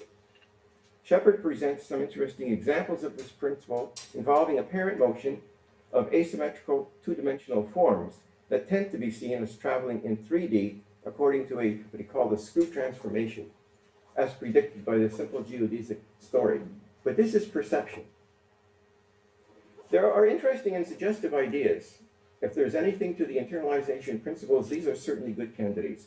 But neither Mars' natural constraints nor Shepard's geodesics present an internalization of space so much as principles of abduction that determine which hypotheses the visual system is able to entertain, and that therefore explain the choices that the visual system makes when faced with ambiguous inputs. Some people have taken Shepard's proposal as evidence for properties of Euclidean space being internalized.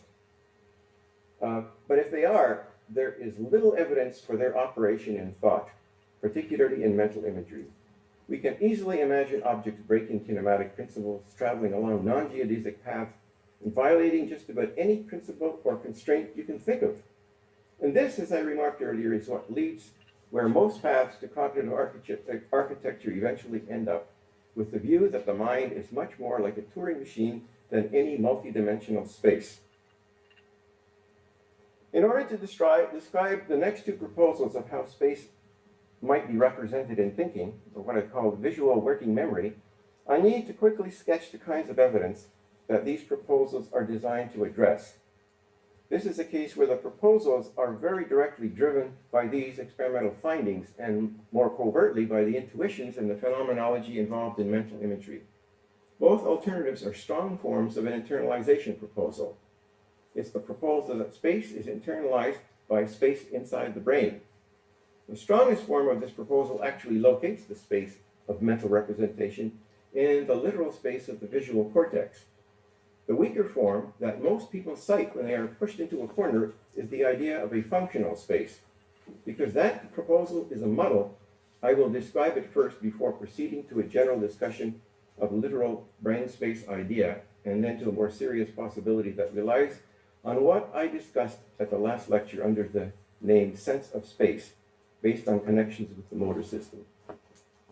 Okay, what I need to do now is to quickly go through some examples of experimental findings that drive people to the view that we must have some kind of space in our heads.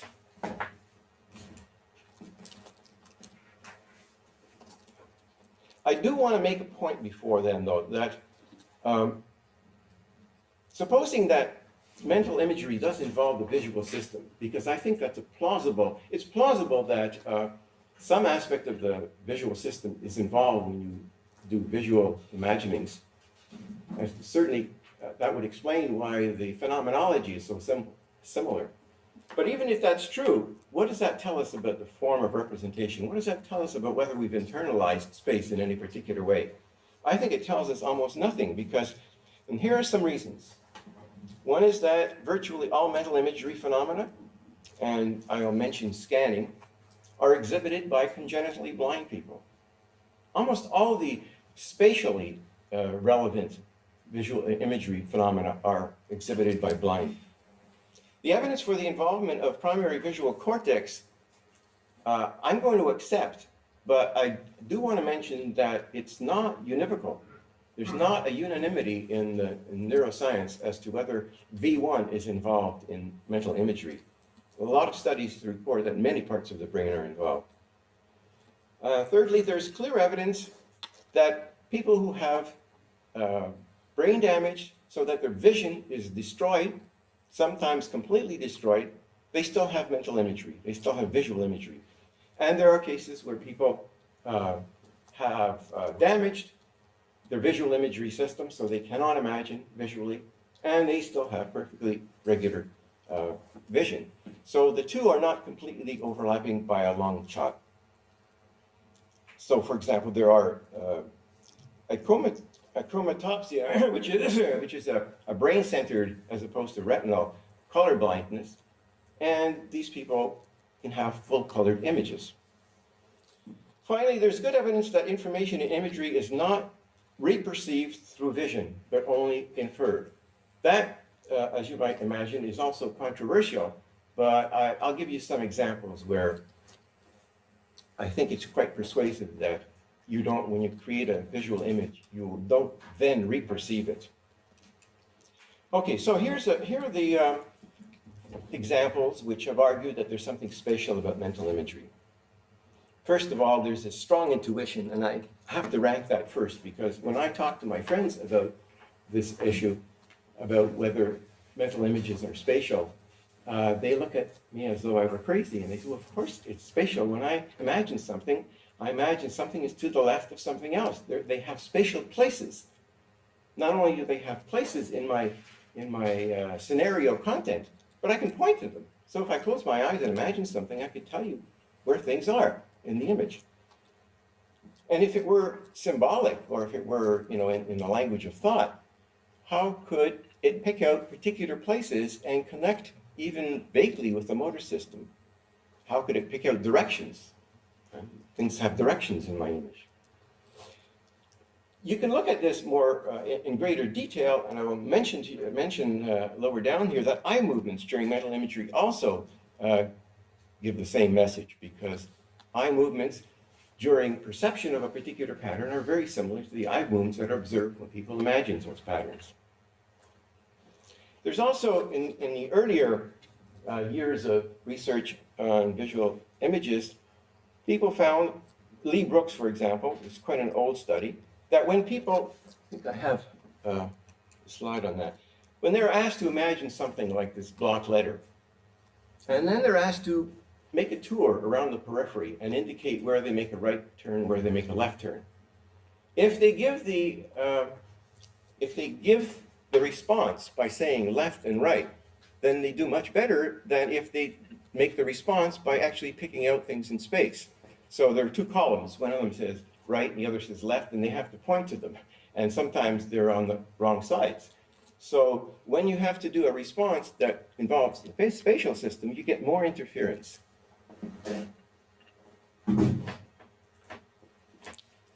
There's a study by Podgorny and Shepard. I'm going to return to some of these because I have something to say about them besides just giving them as evidence for the spatiality of images. So here's an experiment by Shepard and Podgorny. People are shown a figure like the one on the left, and then they're shown that figure with a spot occurring on top of it, and the reaction time is measured as a function of where the spot occurs. And they find a very systematic pattern of reaction times. So reaction time is fastest when the spot occurs in the vertex of the F up here, and it's a little slower if it occurs in one of the arms. It is fastest of all when it occurs far away from the figure, and it is slowest when it occurs just outside the figure. So there's a systematic pattern. Now the same experiment is done with a mental image. So the person looks at the first figure goes away, imagines it on the second figure, and the spot occurs. And they find exactly the same pattern of reaction time, suggesting that you actually are projecting a real image onto that. Here's another one, which is a little dubious, but I'm showing you that one because it's a little surprising and also because there's a good analysis of it. This is a case where subjects imagine certain lines connected, and they produce the Mueller-Lyer illusion. So if they, let me get my pointer.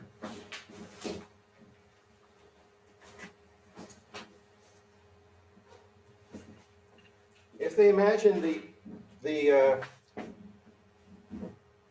pointer. Here it is. If they imagine these lines connected, so it's an outward pointing arrow, then that line appears to be shorter than when they imagine those points connected, the outer points connected. As you might imagine, this presents some methodological problems, but it has persuaded people that just like in the Podgorny and Shepard case, what we do is we superimpose an image onto a percept, and so both of them must be pictorial, must be similar. Here's one that I'm going to be discussing more because this is a major paradigm. I don't know whether any of you are familiar with this, but there is a paper in the European Journal of Cognitive Psychology whose subtitle is A Window on the World, a window on the mind. And this window on the mind is the series of experiments on mental scanning. Subjects are asked to memorize a spatial layout such as this map. They're asked to focus their attention on a given place, say, for example, on the ship. You have to spend some time memorizing this, and you have to show that you've got it memorized very well.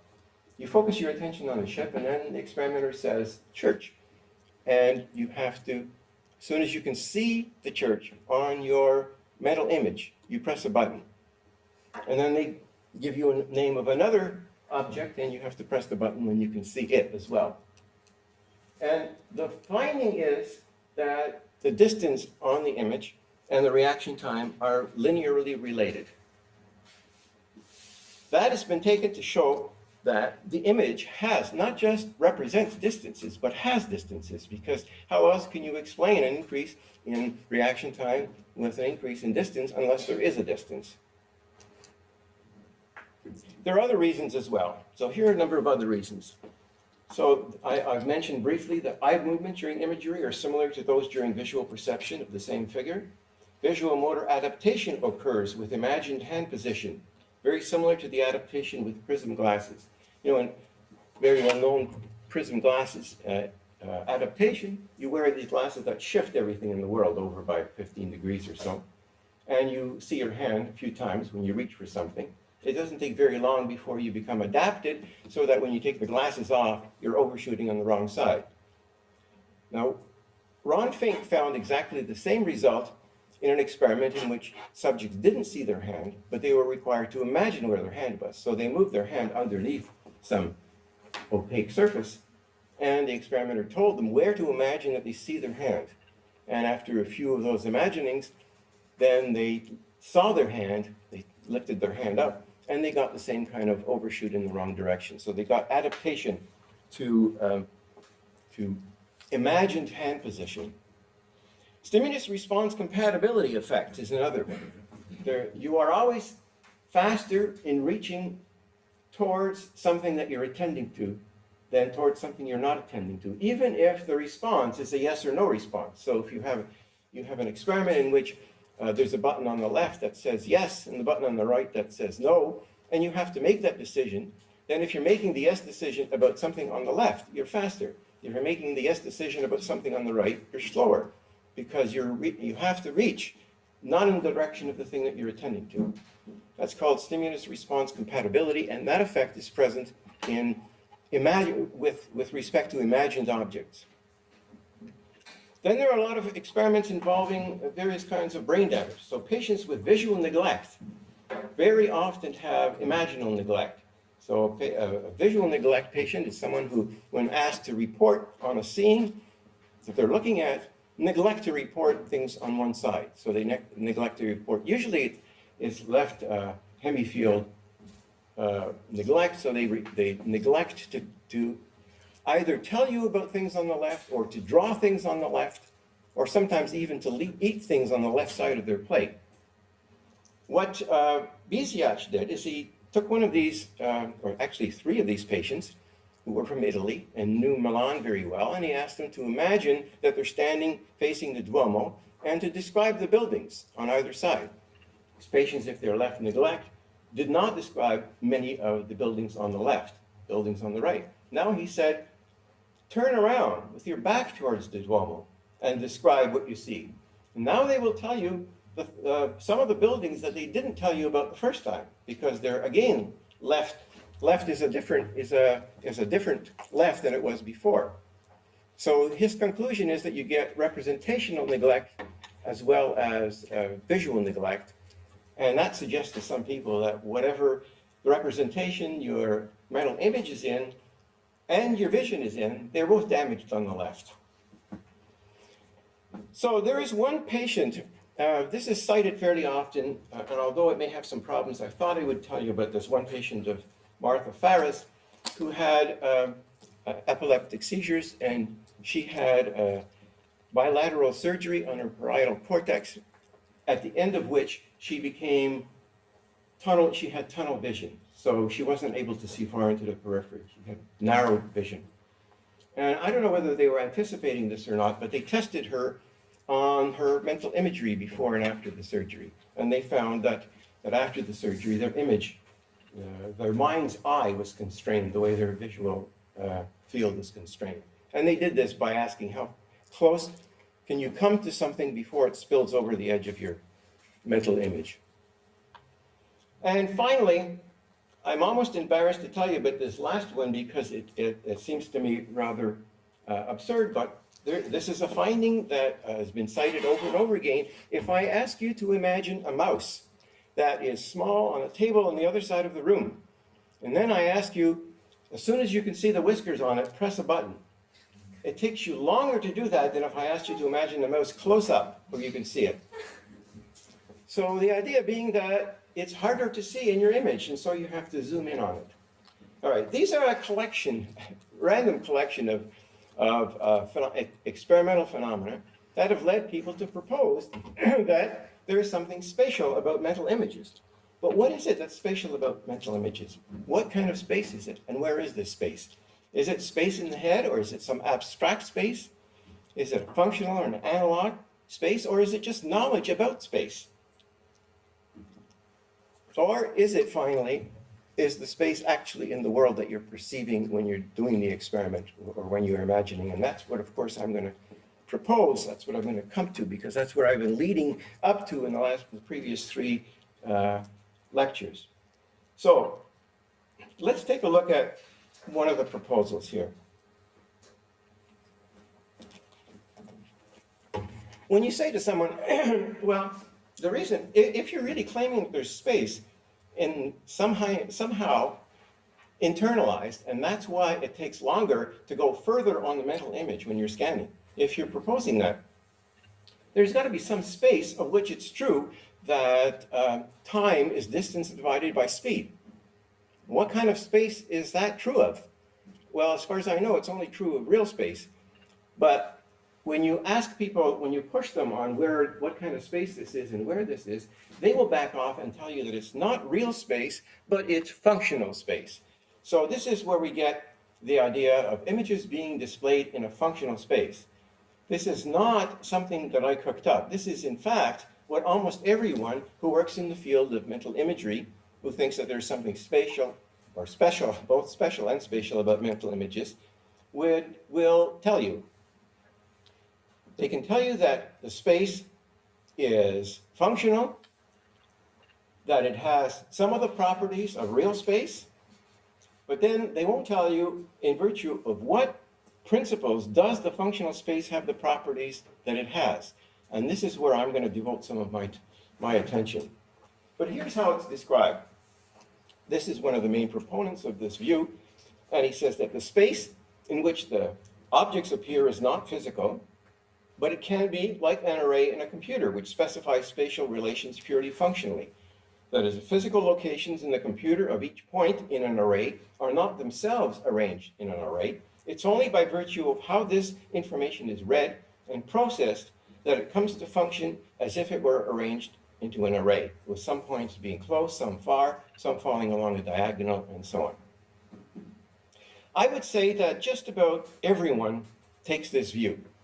So I find myself in a minority, and when I published the paper in Behavioral and Brain Sciences, most people came back with some form of argument for functional space, especially those who who take the computational view, because in a computer you do have these matrices, and the matrices seem to have spatial properties.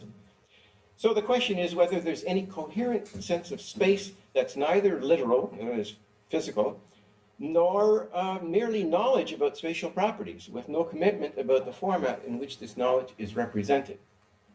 I've always taken the second of these, that these phenomena don't tell you anything about format, they just tell you about content. So supposing you've got, let me return now to saying something about this that's more systematic. Suppose you feel, as most people do, that something about these results implies a form of representation that is in some important sense spatial. And so it would be good if the form of the representation reflected this property. In other words, you could reasonably hope that there was some form of cognitive architecture, let's call it a spatial medium, that ensures that spatial properties held among the things you imagine to be laid out in space. Earlier, I briefly mentioned some constraints that might be built in, including Shepard's proposed kinematic geometry. What else would this medium of representation need to have? To the extent that our spatial representations, our scenario content, has metrical properties, the medium would need to ensure that such metrical axioms as the triangle inequality held. That is, if you imagine three objects, A, B, and C, laid out in space, as they are here and here, if you imagine they don't have to be linear, then the distance from A to B plus the distance from B to C could never be less than the distance from A to C. That's a basic metrical axiom. In fact, if our intuitions were that of Euclidean space, which they seem to be, at least locally, according to Shepard anyway, then the three distances would have to conform to Pythagoras' theorem. Such properties should follow from the nature of the representational medium or format, from properties of the representation itself as opposed to the content. That is, it should follow not because you happen to know that this is how it works. The space would also have to have properties of stability, so that, say, in these examples, you might imagine A and B in a certain spatial relation, and then you added C, then some relations between A and B would remain unchanged. For example, if B is placed on top of A, and then C is placed directly on top of B, the relation between A and B would remain the same. But not all relations would remain fixed. For example, if C is placed in the relation with A and B that we call between, then the relation between A and B would change. This would have to be a consequence of both the way above and between are understood, but it should also be a consequence of certain properties of the spatial medium, that some but not all relations remain fixed. The same goes for the introduction of new relations. If you place A, B, and C in a line, then the spatial medium plus the recognition concepts you have should allow you to detect that B is in the relation between to A and C. As people in AI discovered some time ago, you just can't assume that things will work out so long as you don't change anything in the representation, unless you're explicitly told, so-called sleeping dogs strategy.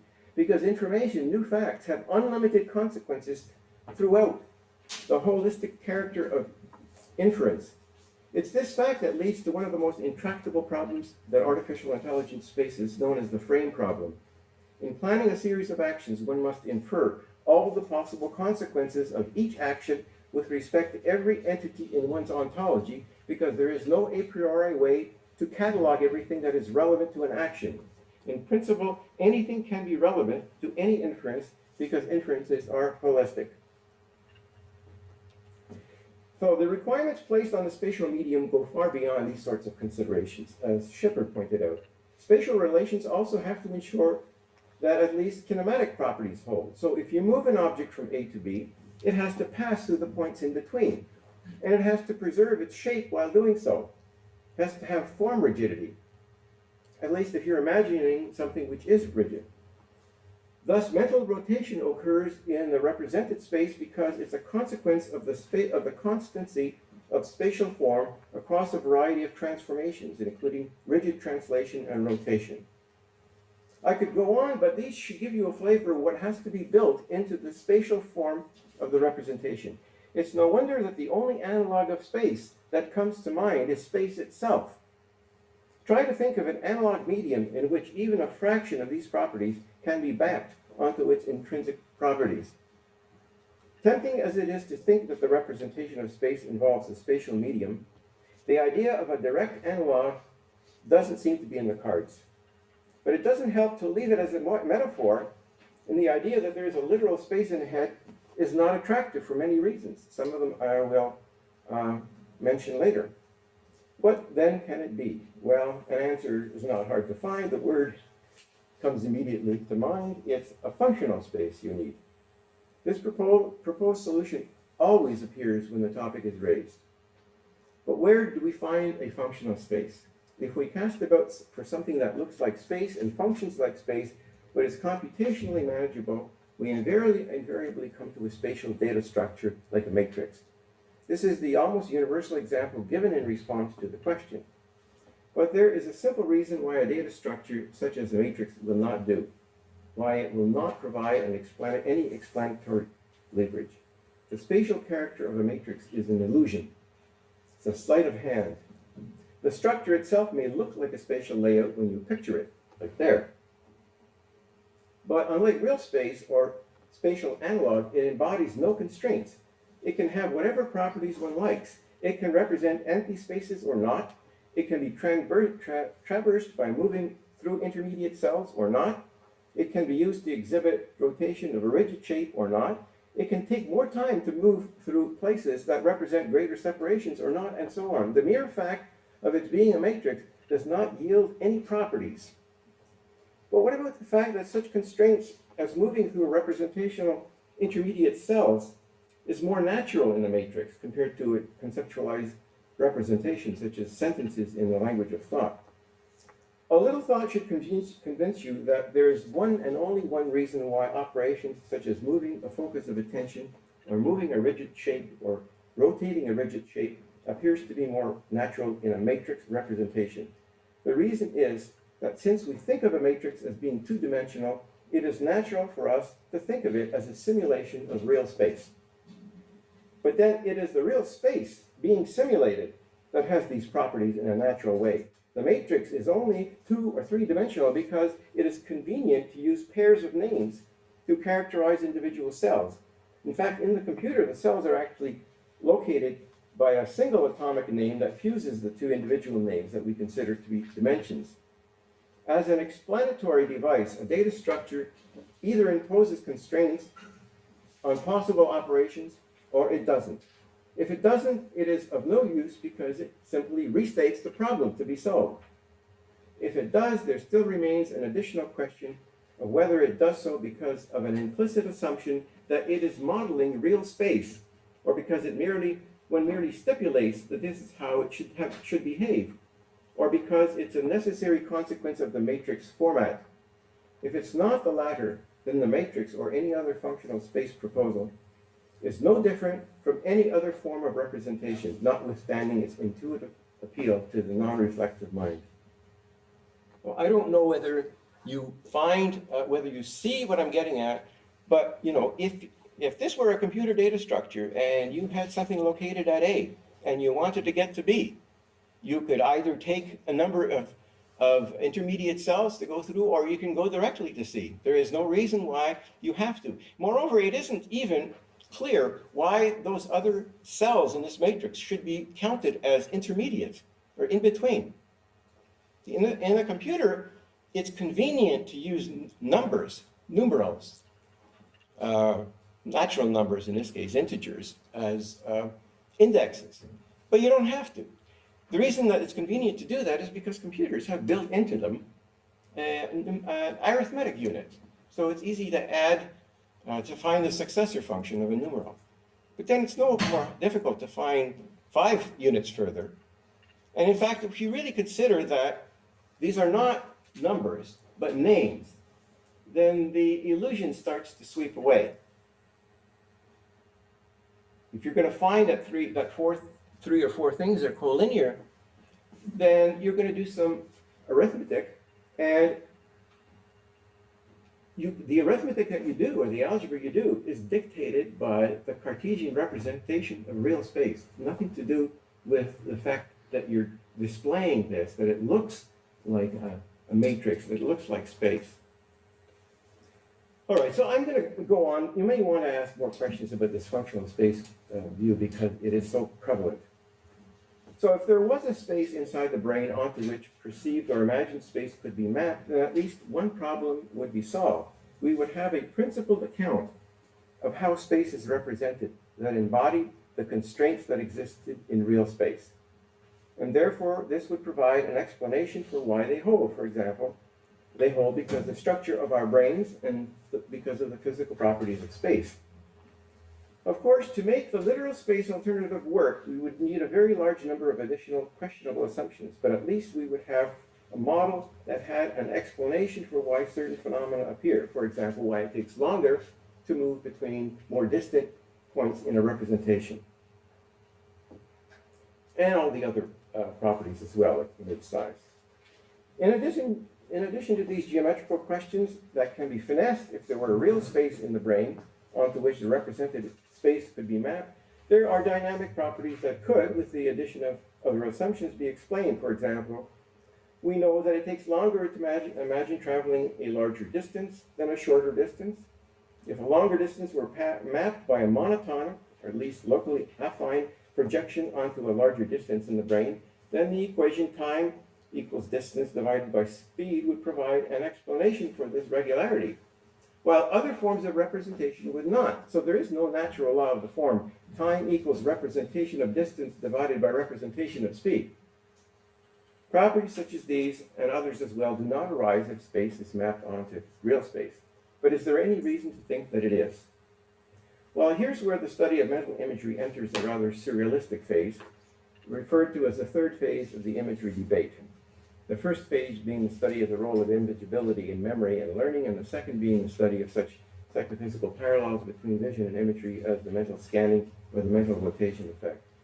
This third phase begins with the recognition that visual imagery and vision have much in common, finding that hardly comes as a surprise given their very similar phenomenology. All right, I'm going to go on and show you some of the arguments. I'm going to skip this because I've already covered it. I've already covered this as well,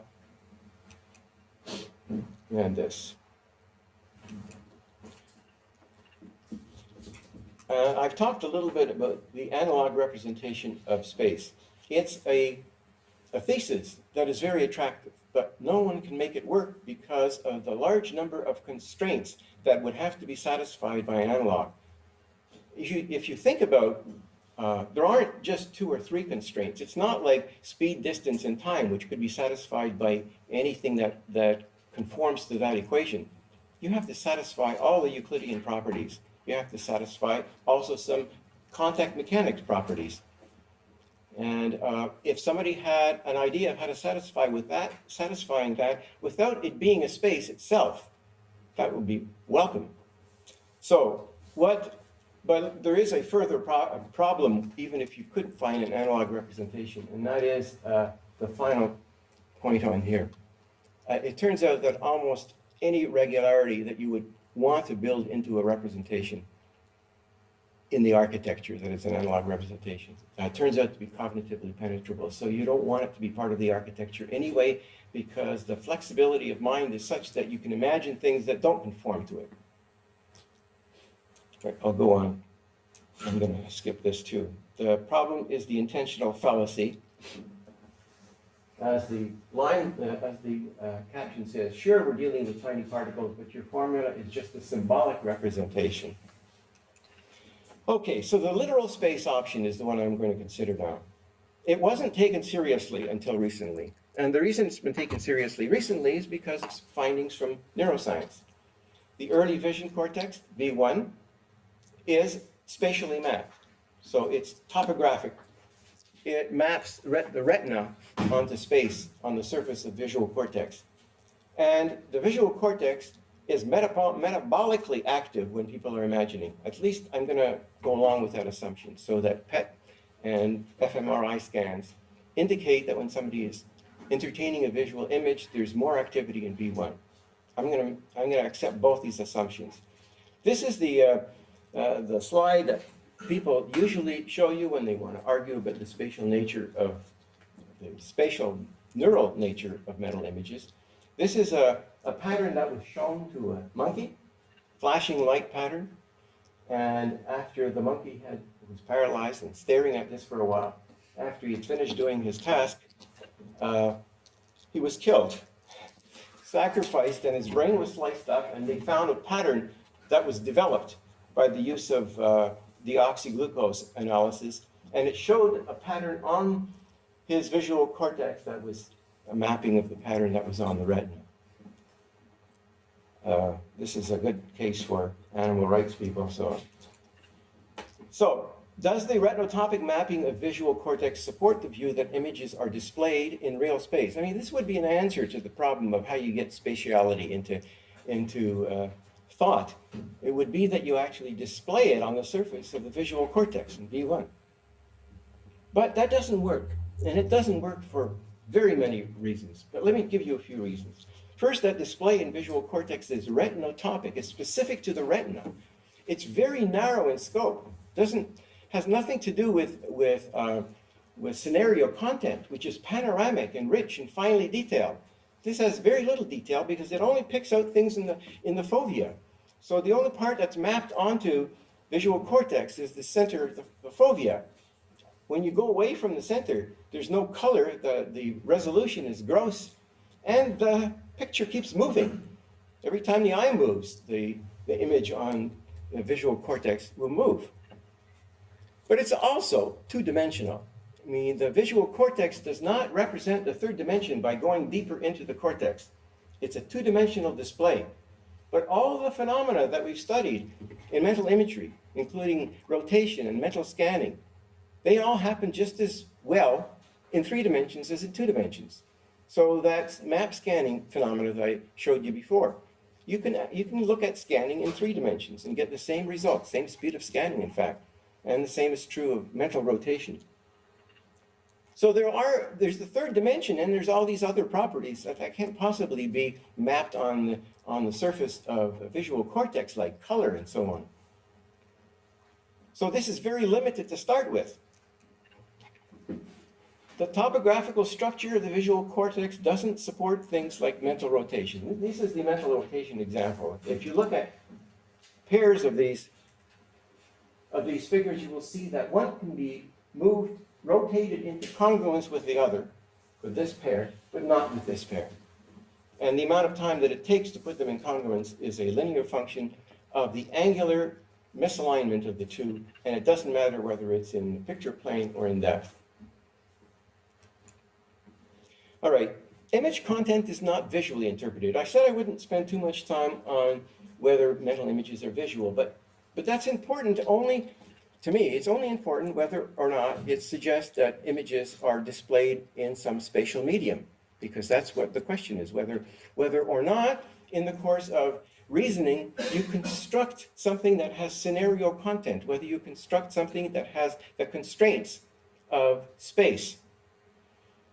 If the visual system were fully involved, that is, if you actually could see the objects that you're displaying, it would suggest that you're displaying them the same way that they get displayed in vision. But it doesn't work that way. So here's some examples. I'm going to ask you to reimagine something. You may have seen this example before. There's a parallelogram. Now, I'd like you to imagine an identical parallelogram just below this one. And then I would like you to draw a vertical line from each vertex of this parallelogram that you're seeing to a vertex, the corresponding vertex of the parallelogram below it. Okay, now imagine that figure. It's not very complex. Imagine what it looks like. If you look at it for a while, you should be constructing it this way, and this is what you should end up with. As far as I could tell, nobody, other than by guessing, nobody can see a three-dimensional object that produces. And nobody could see an object that is automatically reversing. If it were being constructed on a visual display, you should see that. Amodal completion, another phenomena of imagery, a phenomena discovered by Gaetano Canizza. If you cover up parts of a figure, you will see the continuation of the figure underneath it. And the continuation has certain properties, not all of which are intuitive. So here's a case where if you move those two black figures up to cover up parts of the middle figure, you can ask yourself what the shape of the figure is that you see continuing behind those black figures. And this is what you should see. It turns out to be very surprising, because you don't see what you think that you might see with the simplest continuation is, which is the two figure examples that are given on either side. Rather, you see an asymmetrical figure called amodal completion.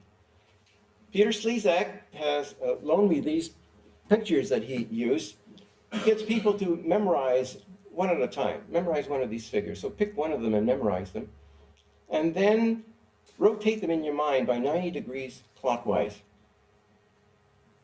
Don't move your head. So what do they look like? Well, if you did that for any one of those, you would end up with these figures. And when he ran the experiment, nobody was able to see the figure that results from the movement. There are a lot of other examples of this kind, and in my behavioral brain science paper, I go through all of them, and as far as I can tell, there's no evidence at all that mental images are reperceived by a visual system, which is one of the reasons that people thought that they were being displayed in 2D. And they differ in many other ways. Let me just give you one other low-level vision phenomena, Emmert's law. I think this is a very important example, but it doesn't impress people who do take the picture theory of imagery. Emmert's law says that if you have a display, say on your glasses or on your retina, it works with after images, but it also works with new kinds of computer monitors that are on your glasses, those glasses that have an LCD screen on it. If you see a pattern, then the size that a pattern appears to be depends on how far away the surface is against which you are looking at it. So if you have writing on your LCD glasses and you look at a piece of paper, it looks like printing on paper. But if you look against the wall, it looks like a huge billboard. So the size constancy results in this phenomena called Emmert's law. If you were displaying these mental images on the same surface that you use for vision, then Emmert's law should hold. It doesn't hold. In fact, we've done a pilot experiment in which we seem to get the opposite result. Things look smaller when the surface is farther away. But I think that's some sort of response bias. So the same problematic phenomena occurs with a number of other findings. There are several kinds of problems. The one that seems to me most general is the phenomena that I call cognitive penetrability. Why does it take longer to scan a longer distance? Well, I will show you some experiments that tell you why it is. But you might think about the simpler case of why does it take you longer to report details of a smaller image? When you see a small mouse, why does it take you longer to report those details? I mean, it seems to me that the obvious explanation that should come to mind is when somebody says, imagine such and such, they're asking you to pretend that you're seeing the same thing. So they're asking you to pretend that you're seeing a mouse. And you know what it's like to be seeing a mouse far away. You know that you wouldn't see the details. The same is true of the mental scanning. The same is true of almost all of them. If I get you to do an experiment in dynamics, like dropping a heavy object and a light object, and you have to tell me which one hits the ground first in your image, surely it's whichever one you believe. I mean, if you believe in Aristotelian physics, the heavier one will hit the ground first. If you believe in Galilean physics, they'll hit the ground at the same time. And if you are a real physicist, you'll know that it's somewhere in between. So the way things unfold in your image is governed by what you believe, and that's not surprising because it's your image. So the problem still remains, what constraints are being imposed by the medium, by the internalized space? And the answer is not clear. So far, I haven't found any constraints that are imposed because imagination there must be some limits because we can't imagine anything that can be imagined, but we can imagine anything that we can imagine. So the flexibility is enormous.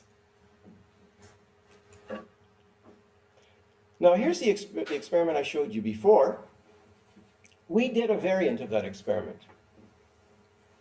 Two variants, actually. In one of them, subjects were shown this map that they had to memorize, and there were lights on at each of the significant milestones. And there were switches at the bottom, and subjects could play with this. They could turn a switch, and when they flipped the switch, the light went off where it was, and instantly came on some other place. So they could make these lights go on and off. And then they were asked to imagine this same situation that they were flipping the switch, and to press the button when they could actually see the light come on. Well, this is the result I showed you before, the standard one. This is what you get when you imagine the lights. There's no effective distance. But there's an even, I think, more interesting version of the experiment that we did. Subjects were asked to imagine the map, to focus their attention on one place, like the tree, and then they were given the name of a second place, like windmill, and they had to tell you in what direction the first place was from the second one. So if I said tree, and then the second name was windmill, the right answer would be 8 o'clock. It's in the direction of 8 o'clock. So it takes longer, but there's no effective distance. But of course there won't be an effective distance because you're imagining something in which there isn't an effective distance. What you're being asked to imagine in the scanning experiment is, what would it be like if you were looking at something?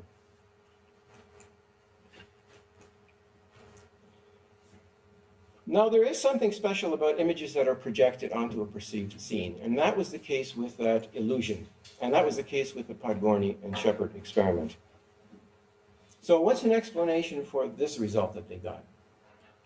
Well, the explanation is, and it's been confirmed with other experiments, you don't have to tell people to imagine the F in the middle matrix. You could just ask them to attend to the right cells, attend to a vertical column, and attend to certain horizontal columns. If you're attending to those columns, then you get those results. It doesn't have to be imagining a shape. So what's going on is that certain items, certain places, or certain objects, visual objects like cells, are being selected and indexed. So you index a vertical column, you index 2 horizontal rows, and then you do the experiment. And it's a visual experiment now, even though there isn't anything in the central array. it's an experiment in vision, because it's an experiment about detecting things where you're attending. Same thing is true over here. It turns out that the Mueller-Lyer illusion, the best explanation of the Mueller-Lyer illusion, has to do with attention. It doesn't have to be arrows at the two ends. It could be any kind of a pattern. But as long as the center of gravity of the pattern is further away, further out, you see the line is larger. If it's further in, you see the line is shorter. And with this form of the experiment, you don't have to actually be imagining lines or arrows connecting it. Just have to have your attention go either further out or not as far out, and you'll get the illusion. The visual adaptation effect that I mentioned, Ron thinks, that doesn't require that you actually imagine your hand. All it requires is that you believe that your hand is there. So you get the same result if you're holding a pencil or something that you see popping out. As long as you believe that the information about where your hand is, as long as you believe that that's where it actually is, you will get the perceptual adaptation phenomenon. So in all of these cases, all you need is a way of picking out something that's at a particular location. SR compatibility. I think a lot of people are impressed by this result, but it goes like this. Here's what it is visually. You have, just call them A and B, two letters that are projected. And the button, one button marked yes and the other marked no. Somebody says the name of the letter, they say A, and then you have to press the button on the left. And if they say B, then you have to press the button on the left as well. But it's now in a different location from the thing to which you're responding. So you're faster when you're responding in the direction of the object that you're making the judgment about. And that's true even if you cross your hands. So it's the location and not your proprioception that's making the SR compatibility effect. Now, should one be impressed by the fact that the same result is found if you're imagining rather than seeing the A and the B? Well, no, because imagining that A is in a certain place and that B is in a certain place is to index those places. It's to index those places. Now, I've said before that you don't index places. And of course, those places aren't totally empty. If you've ever seen the numerical brightness examples from computer vision, you'll see that there's texture all over there.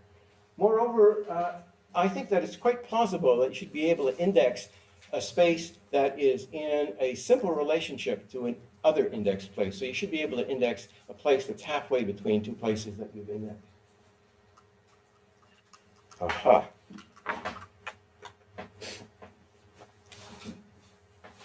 So here's what seems to be happening in those examples, and I'm coming closer to the end. What's happening is that if you're projecting an image, your mental image, onto something you're looking at, all you need to explain all of the available data is the assumption that you have these visual indexes that pick out something in the scene you're actually seeing, and then you thought something I'm imagining is located at the location of Nicholas, and something else that I'm thinking is located at the location of that sign or that light. So you can do experiments such as the mental scanning experiment by imagining the map and thinking of indexed objects as being associated with the things in your imagined map. Now that raises the question of what do you do when you're in the dark or your eyes are closed?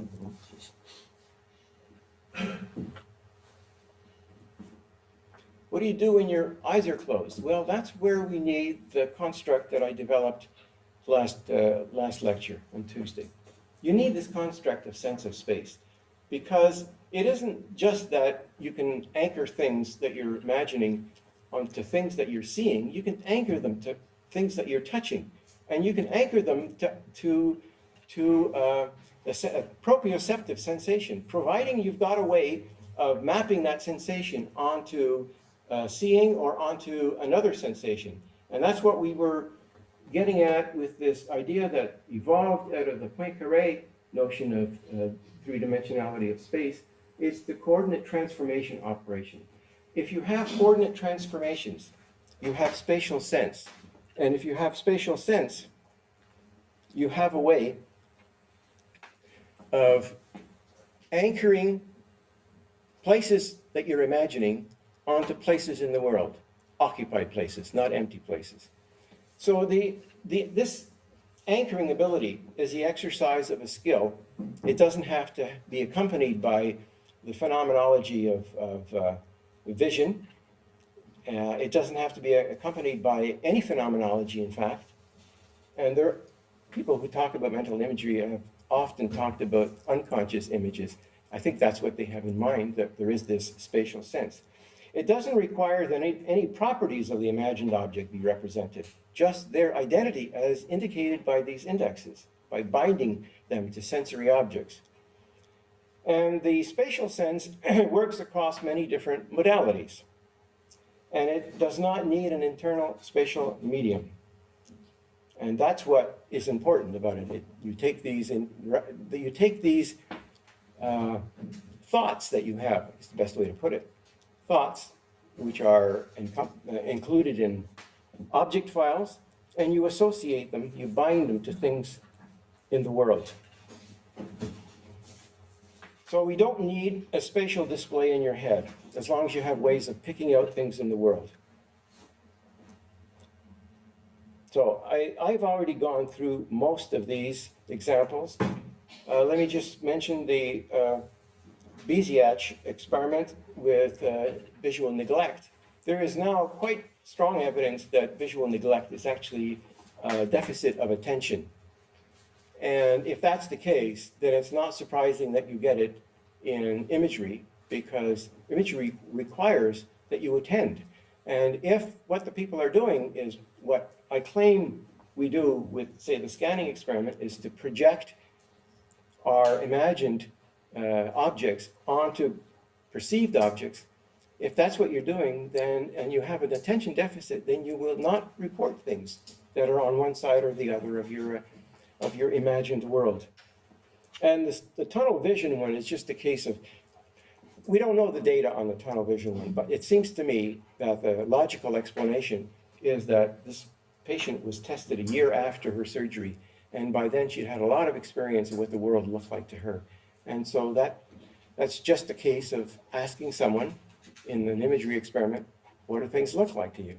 Or what would it look like if you were looking at something? So it's a report of what they know about the world. So a lot of things don't fall into place. And I think that it's time that this picture theory be abandoned, but the science world and the philosophy world. There's a book by Michael Tye on the imagery debate, in which he swallowed the entire thing. Hook, line, and sinker. All right, so I'm just going to summarize what we've been talking about. I presented a view of how conceptual representations might be grounded in causal connections to the world through a perceptual mechanism that enables individuation, selection, and reference to what I've called individual sensory objects. And I've explained why it is that I'm not calling these plain objects, because they can't be, since they're being selected not under the concept object, not under the concept location either. They're being selected because they are something in the world that has the causal power to elicit a visual index. And by the way, I still call it visual index or FINST, even though there's the comparable mechanism in other modalities.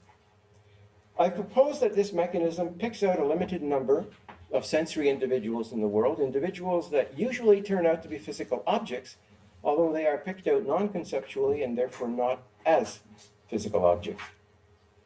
While identifying and tracking individuals in general requires a conceptual apparatus for individuation and for identity. That's the bulk of the message from people like Strawson and Austin Clarke and John Campbell, many people who have written on individuals, Hirsch. They agree that individuating requires conditions of individuation, that tracking requires conditions of recognition. But what I'm claiming is that the perceptual systems provide you with a function which is maybe not identical to it, but provide you the same functionality most of the time in our kind of world. That's how vision works in general, in our kind of world, we get a veridical analysis of three-dimensional pattern, even though logically we don't have enough information for it. And it wouldn't work in any kind of world. It only works in our kind of world, where most of the objects are rigid and most of the surfaces are opaque. Probably wouldn't work in the world of the fish. But the same sort of thing is true of grounding of concepts. The visual system provides you with a way of individuating and a way of keeping track that in our kind of world usually corresponds to the conceptually grounded ones, or the conceptual mechanism. The other example of something that the visual system gives you that's fairly sophisticated and that usually corresponds to a concept, but in the case of the visual system doesn't, is causality. So even 3-month-old babies can distinguish between a causal sequence and one that isn't, and they do it without the benefit of the concepts of cause. So this Finch theory, the theory of visual indexes, which was developed for other reasons, it was developed initially because of the need to keep track of individual things in a scene as the scene was being constructed and analyzed, just so you knew, so that you had the correspondence of particulars over time, so that as you noticed new things, you knew what to associate them with, what it was originally developed for, and then to account for multiple object tracking. That postulates there is a primitive capacity in the modular perceptual architecture, what are called early vision, that keeps track of individuals in a non-conceptual manner. This non-conceptual picking out is closely related to focal attention. That was what I talked about in the second lecture. And it's able to independently select several, that is about 4 or 5 causally efficacious entities.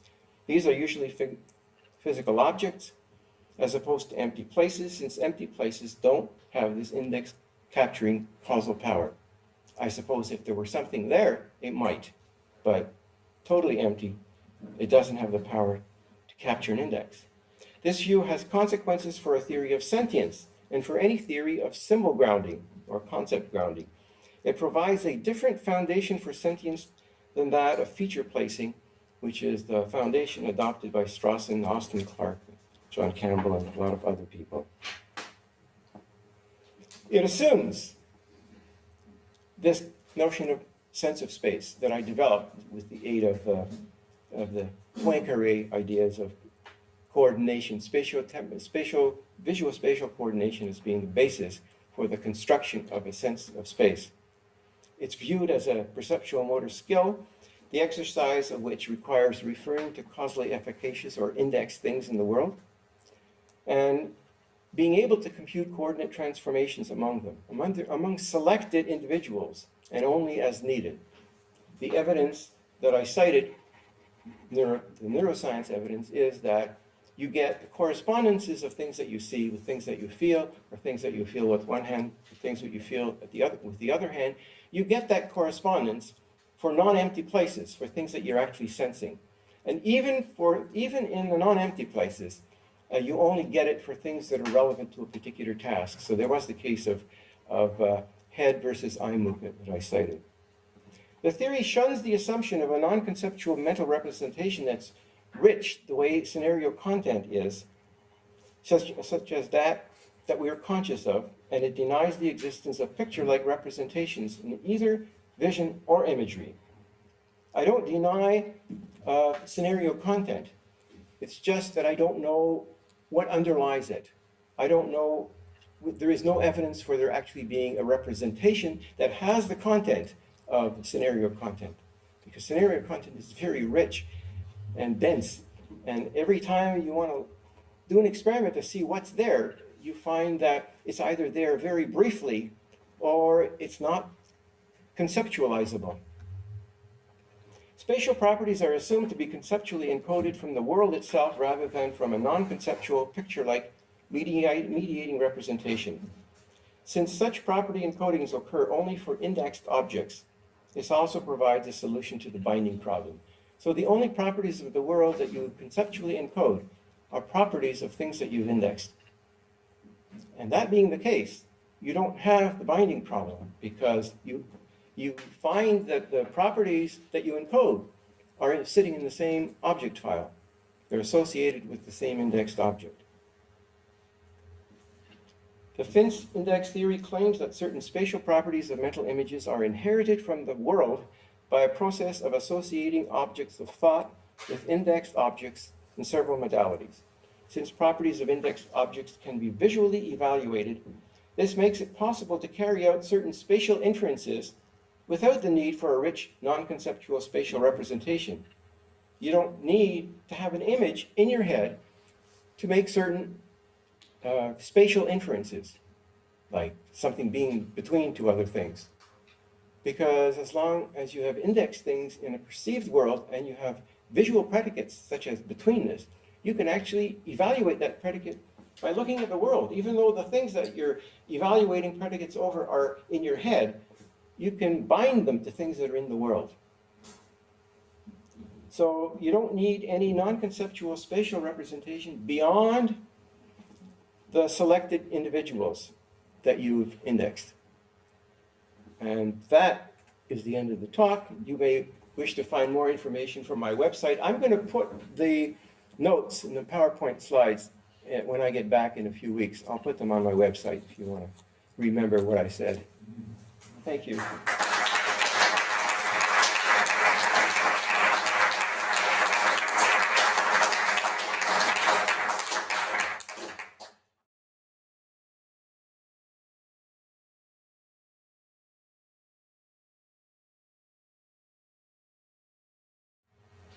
That would enable you to say that when you actually detect something using an index, you detect it as a physical object because through the theoretical function of the mechanism that gives you some content of the law, completely non-conceptual. So that's Okay, that's a good point. Yeah. one question. And the second question is about the scenario content. I don't exactly understand your position because it seems to me that you're really skeptical. You should say there is no scenario content. And Well, instead of that, you say accept scenario content, but there is no representation, whether non-conceptual or conceptual, that has that sort of content. So Yeah. it's clear exactly what it is.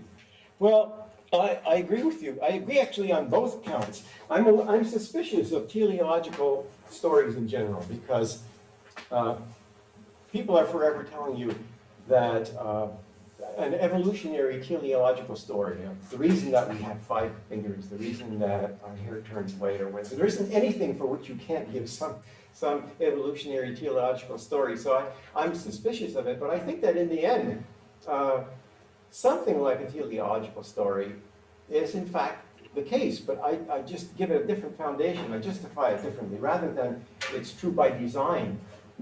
And David Marr actually used teleology quite a bit in justifying. I mean, his view was that you have to understand what vision is trying to do in order to give the right kind of theory of vision. But you can do the same thing without actually, in the end, saying that it's by design. You can say that there is this generalization about what organisms do in interacting with the environment. What they do is they try not to fall off cliffs, they try not to walk into walls, they try to avoid rocks that are falling on them. And when you look at those kinds of generalizations that don't have built into them a designer, you come to similar conclusions as the teleological story. But you did mention an interesting spin-off from this. If you did take that view, then you might want to say that these things do have a content because they are for finding physical objects, tracking physical objects, in which case you might want to say that you're actually picking them out and tracking them as physical objects. I'll have to think a bit more about whether I want to go that way or not. Now the second point was about scenario content. I find it difficult to deny that I'm having a certain experience. I mean, I'm having the experience. What I would have to deny are conclusions that flow from that experience. You might say that you believe that you have, I mean, I thought that's what you wanted to say, something like you believe that you have this experience, but you don't really have it. That would be very much in line with what you said. I find it a little hard to deny that There's a book that came out about a year ago called The Illusion of Conscious Will, in which he talks about free will being an illusion. But seems to me the same thing applies there. The experience is actually not an illusion. It is what it is. What might be illusory is a certain explanation of it that comes naturally from a particular description of the experience.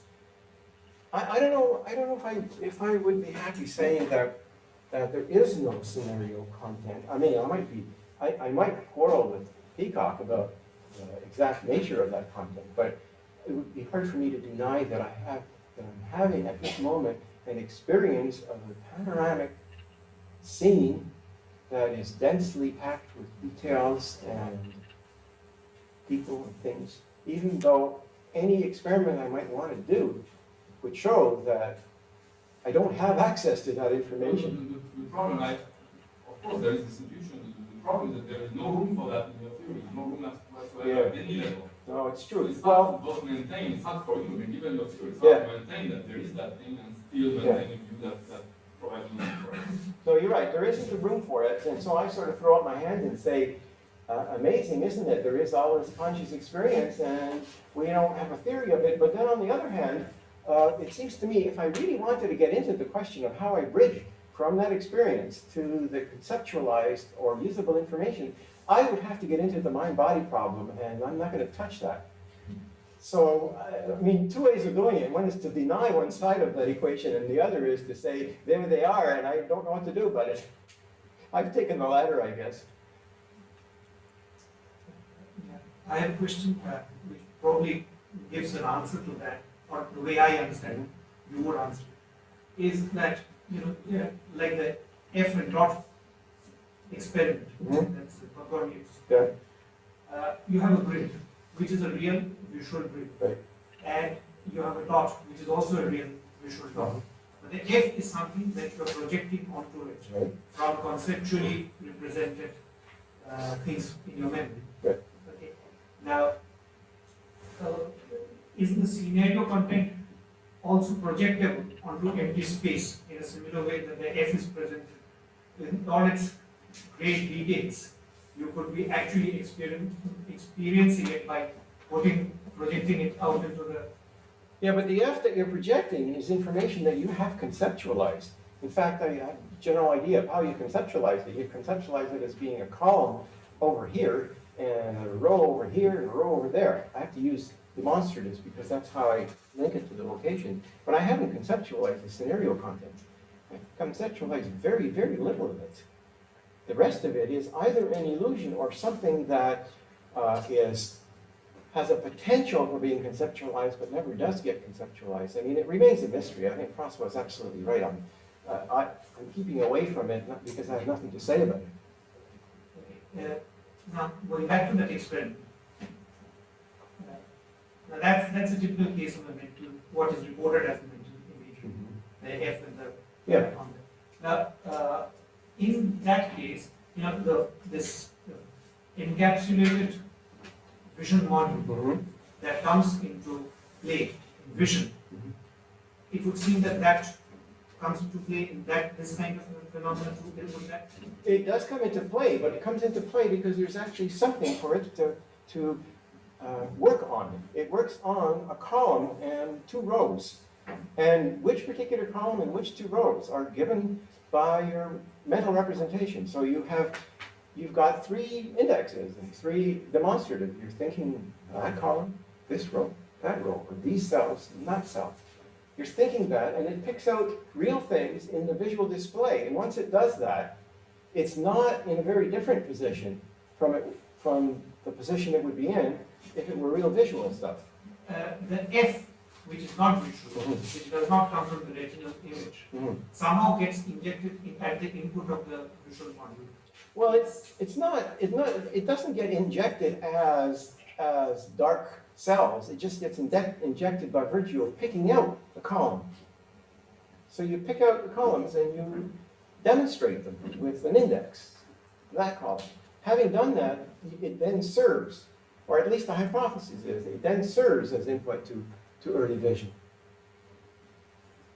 Would this F projected on the grid count as a spatial representation of some sort. Well, no, the representation, the F is spatial.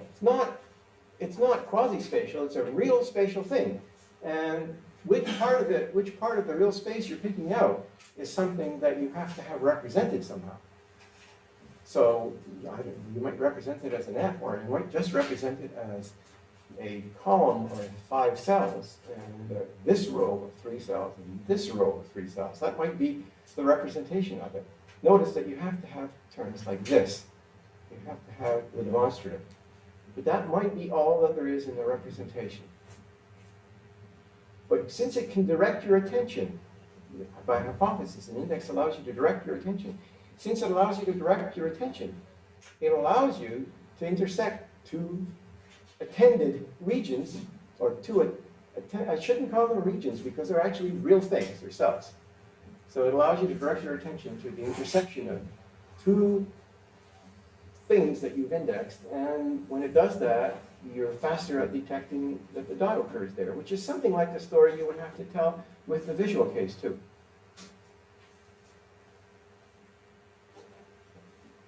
Just rightly, there seems to be cases where you can sort of make judgments. Think of judgments about numerosity or something. A lot. It's like there are a lot of red balloons. I'll say, I look straight ahead. There seems to be a lot more people on my right looking than on my left. There are a lot of red balloons up there, and many fewer green balloons up there. But there are too many to sort of index each one. So we seem to have that ability to sort of make judgments about presence of things, and maybe they're moving around and all sorts of interfering factors, but sort of do it in a hurry. I mean, if we can't do that with fins, how do we do it? Well, there's an empirical question of exactly what we can do. And one of the things that we do, that I would think we do in the example you cited, is that we're just remembering. But suppose if you just, the first time you're in the well, top, and suddenly the lights come on, there are a lot of green balloons up there, a lot of red balloons over there. Yeah, but that's an open question about what you actually do get out of a single fixation. Well, the experiments on change blindness, on inattentional blindness, suggest that the thing that you were looking at is all you get. Now, that can't literally be true, because when you look at a scene, even with one fixation, and you're about to make a second fixation, you don't make it at random. So you must be getting something out of the periphery.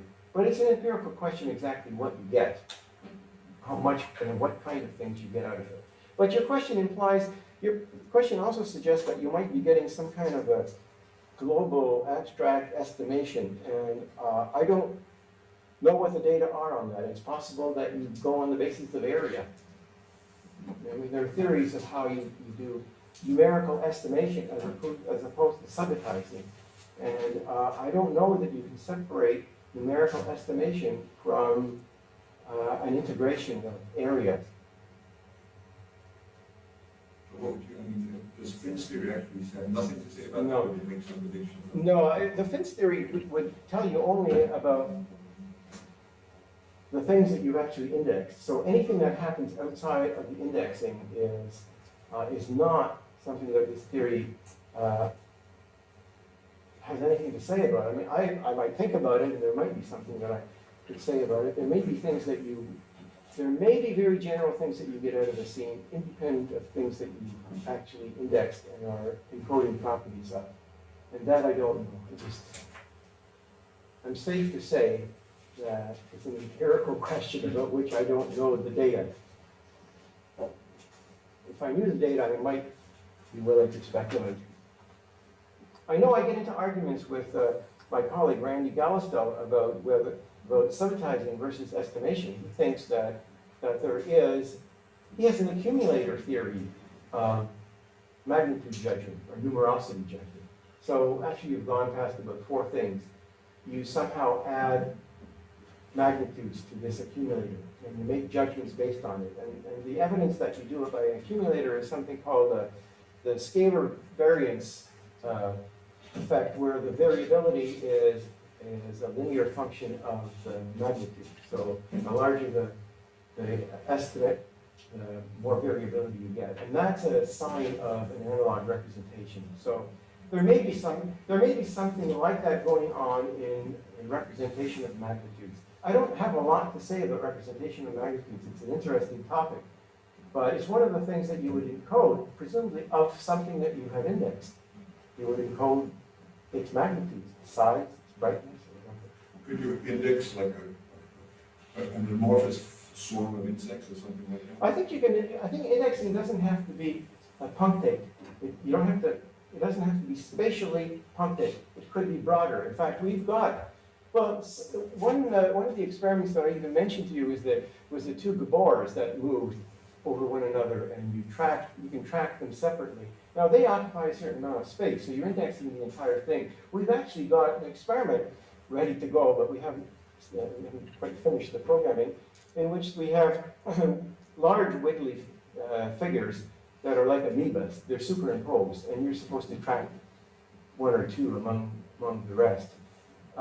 And from that, my intuition is that you can't track something arbitrarily large, but you also don't need to be tracking something very spatially punctate. Exactly how big it is not clear. There are experiments on negative priming that Pylyshyn has done that suggest that fairly large patterns can be encoded somehow, because they patterns that you're looking for while you're ignoring another superimposed patterns. The ones that you ignore, if you ever have to attend to them again, it takes longer to attend to them, so you've been storing it somehow. But the patterns are large, as they are with other studies of rock and gutting. So there are wiggly patterns that cover part of the visual field. It may be that you can index something that's reasonably large, but not huge. Yeah. For instance, you may have a conversation with your friend about a flat she visited and how things are organized. Of course, you can't see the flat, but you imagine it. And to follow the conversation, you have to use the fenced system. Yeah. At the same time, you may be driving and avoiding an old woman crossing the road when turning left and so on with complicated scenery. And also for that same task, for that task, you must have a fenced device to avoid driving over the old woman and so on. And you can do both of them simultaneously. So how does it fit with your theory? Do we have 8 or 10 fenced pointers at the same time? One set which is just for the simulated situation, they are all set for the real scenery? Well, the answer is that I don't know. But if you are doing a task that requires that you think about spatial layout, then you better not be driving, because those are just the kinds of tasks that interfere with one another. So I mean, how many indexes you've got when you're quite different, I don't know. But there is evidence for interference. But you agree that when you are driving, you are dealing with complex scenery.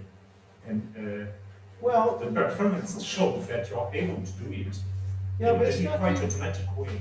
Yeah, but it's not clear how many things that you actually have to attend to in order to drive. I mean, it's possible that there aren't very many things. So you're keeping track of, for example, the white line down the road, at the edge of the road. There are empirical questions about what it is that you attend to in order when you're doing a certain kind of skill. And we've been often misled because we think we're doing something very sophisticated, or maybe it is very sophisticated, but it requires very few things to be picked out. There's also another side of this story, but I haven't told you because it gets more complicated. But there is evidence that you can individuate a lot more than 4 things, but you can only track about 4 or 5. We've got evidence that it's quite puzzling. I mentioned in the first lecture about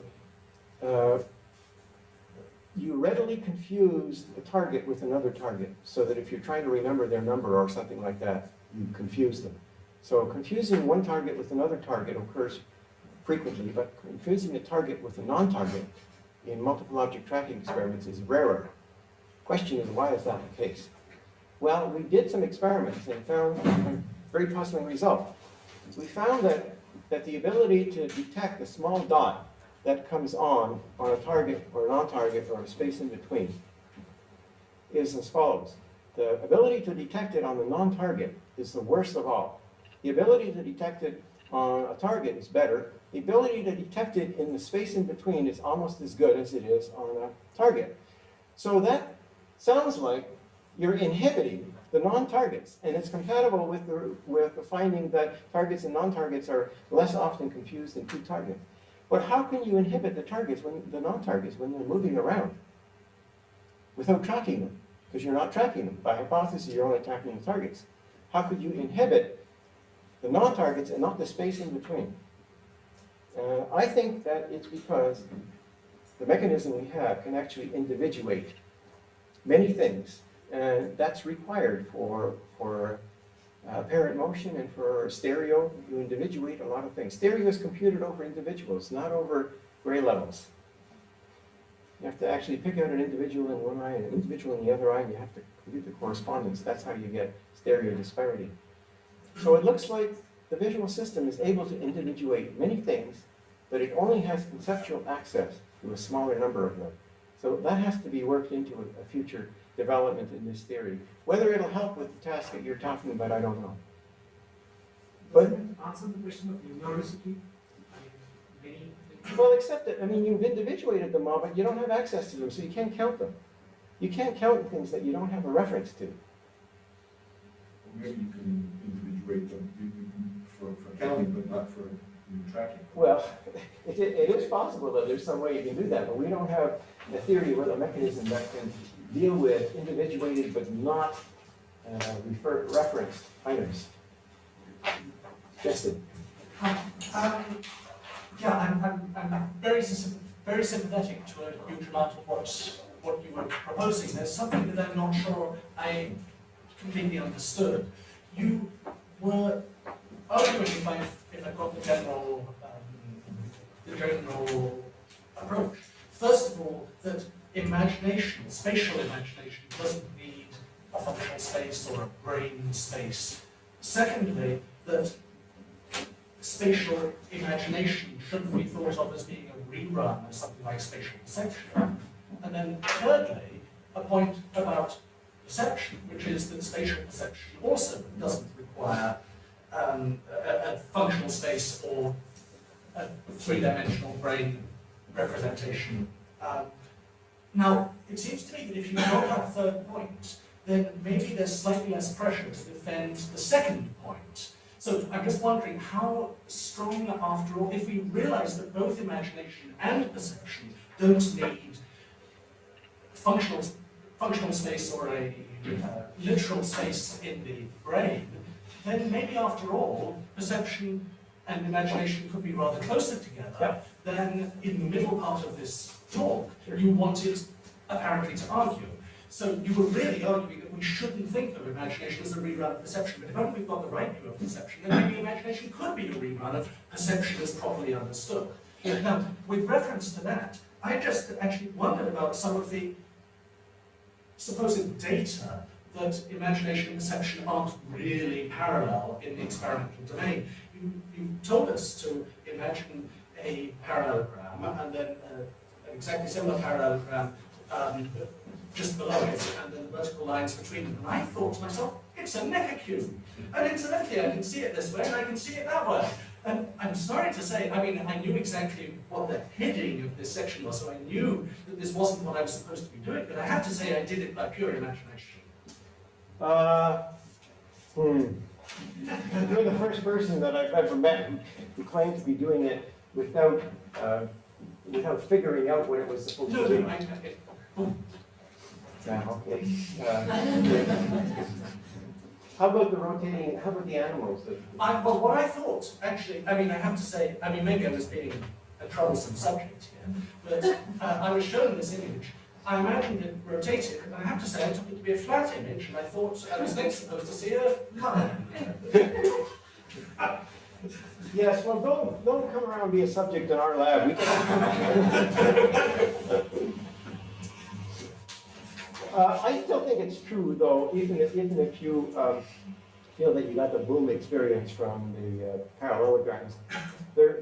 there are all kinds of ways in which extracting information from something that you imagine is very different from extracting it from something that you've seen. I mean, imagine your name written out, for example, in front of you, and then spell it backwards, or spell every second letter.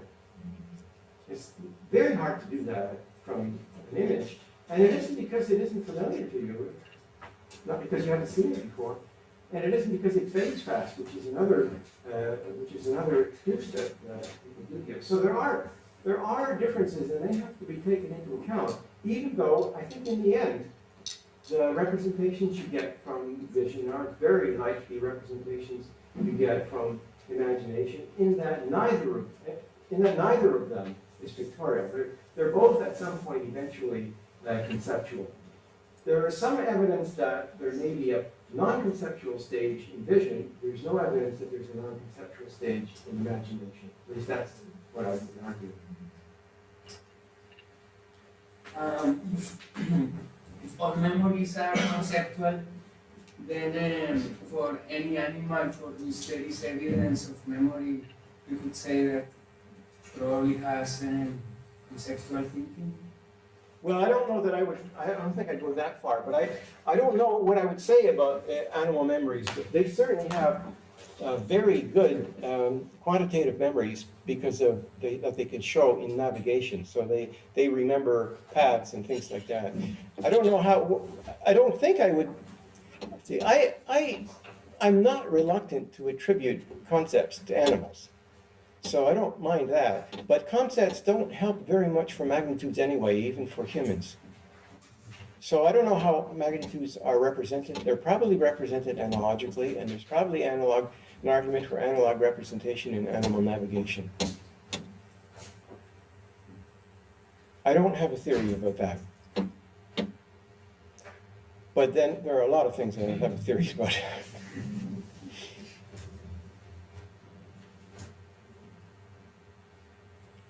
Study of navigation in animals is actually a fascinating subject, and it does show that animals not only have accurate representation of magnitudes and have accurate measurement devices, but they also have very sophisticated arithmetic capabilities. They can do, the desert ant can do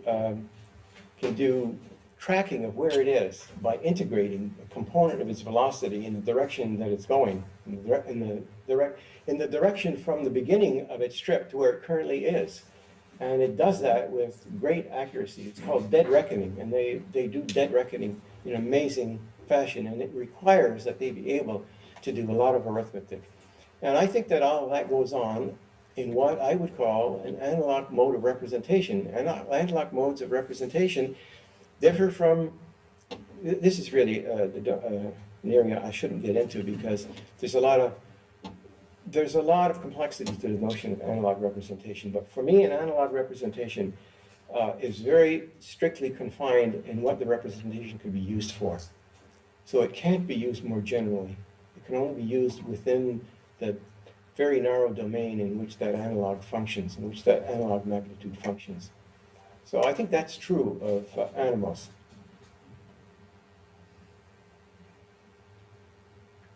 Dan. In the case of dreaming, at all, if yes, how and why? Well, it's not that it's irrelevant. It's just that it's another one of these things about which I don't really have a lot to say. It suggests that because the phenomenological content of dreams is like similar to the phenomenological content, scenario content of real life, that you have a mechanism that from the representations that you got can generate these experiences. But since I don't know what the experiences amount to, I don't know how. It's the question that Francois asked. Is it a real representation, or are we deluded? Is it an illusion? I mean, that's the hard part, and it's foolhardy of me to even say as much as I have said, because you scratch the surface of any interesting problem in cognitive science, and you find underneath it, very skin deep, you find the mind-body problem.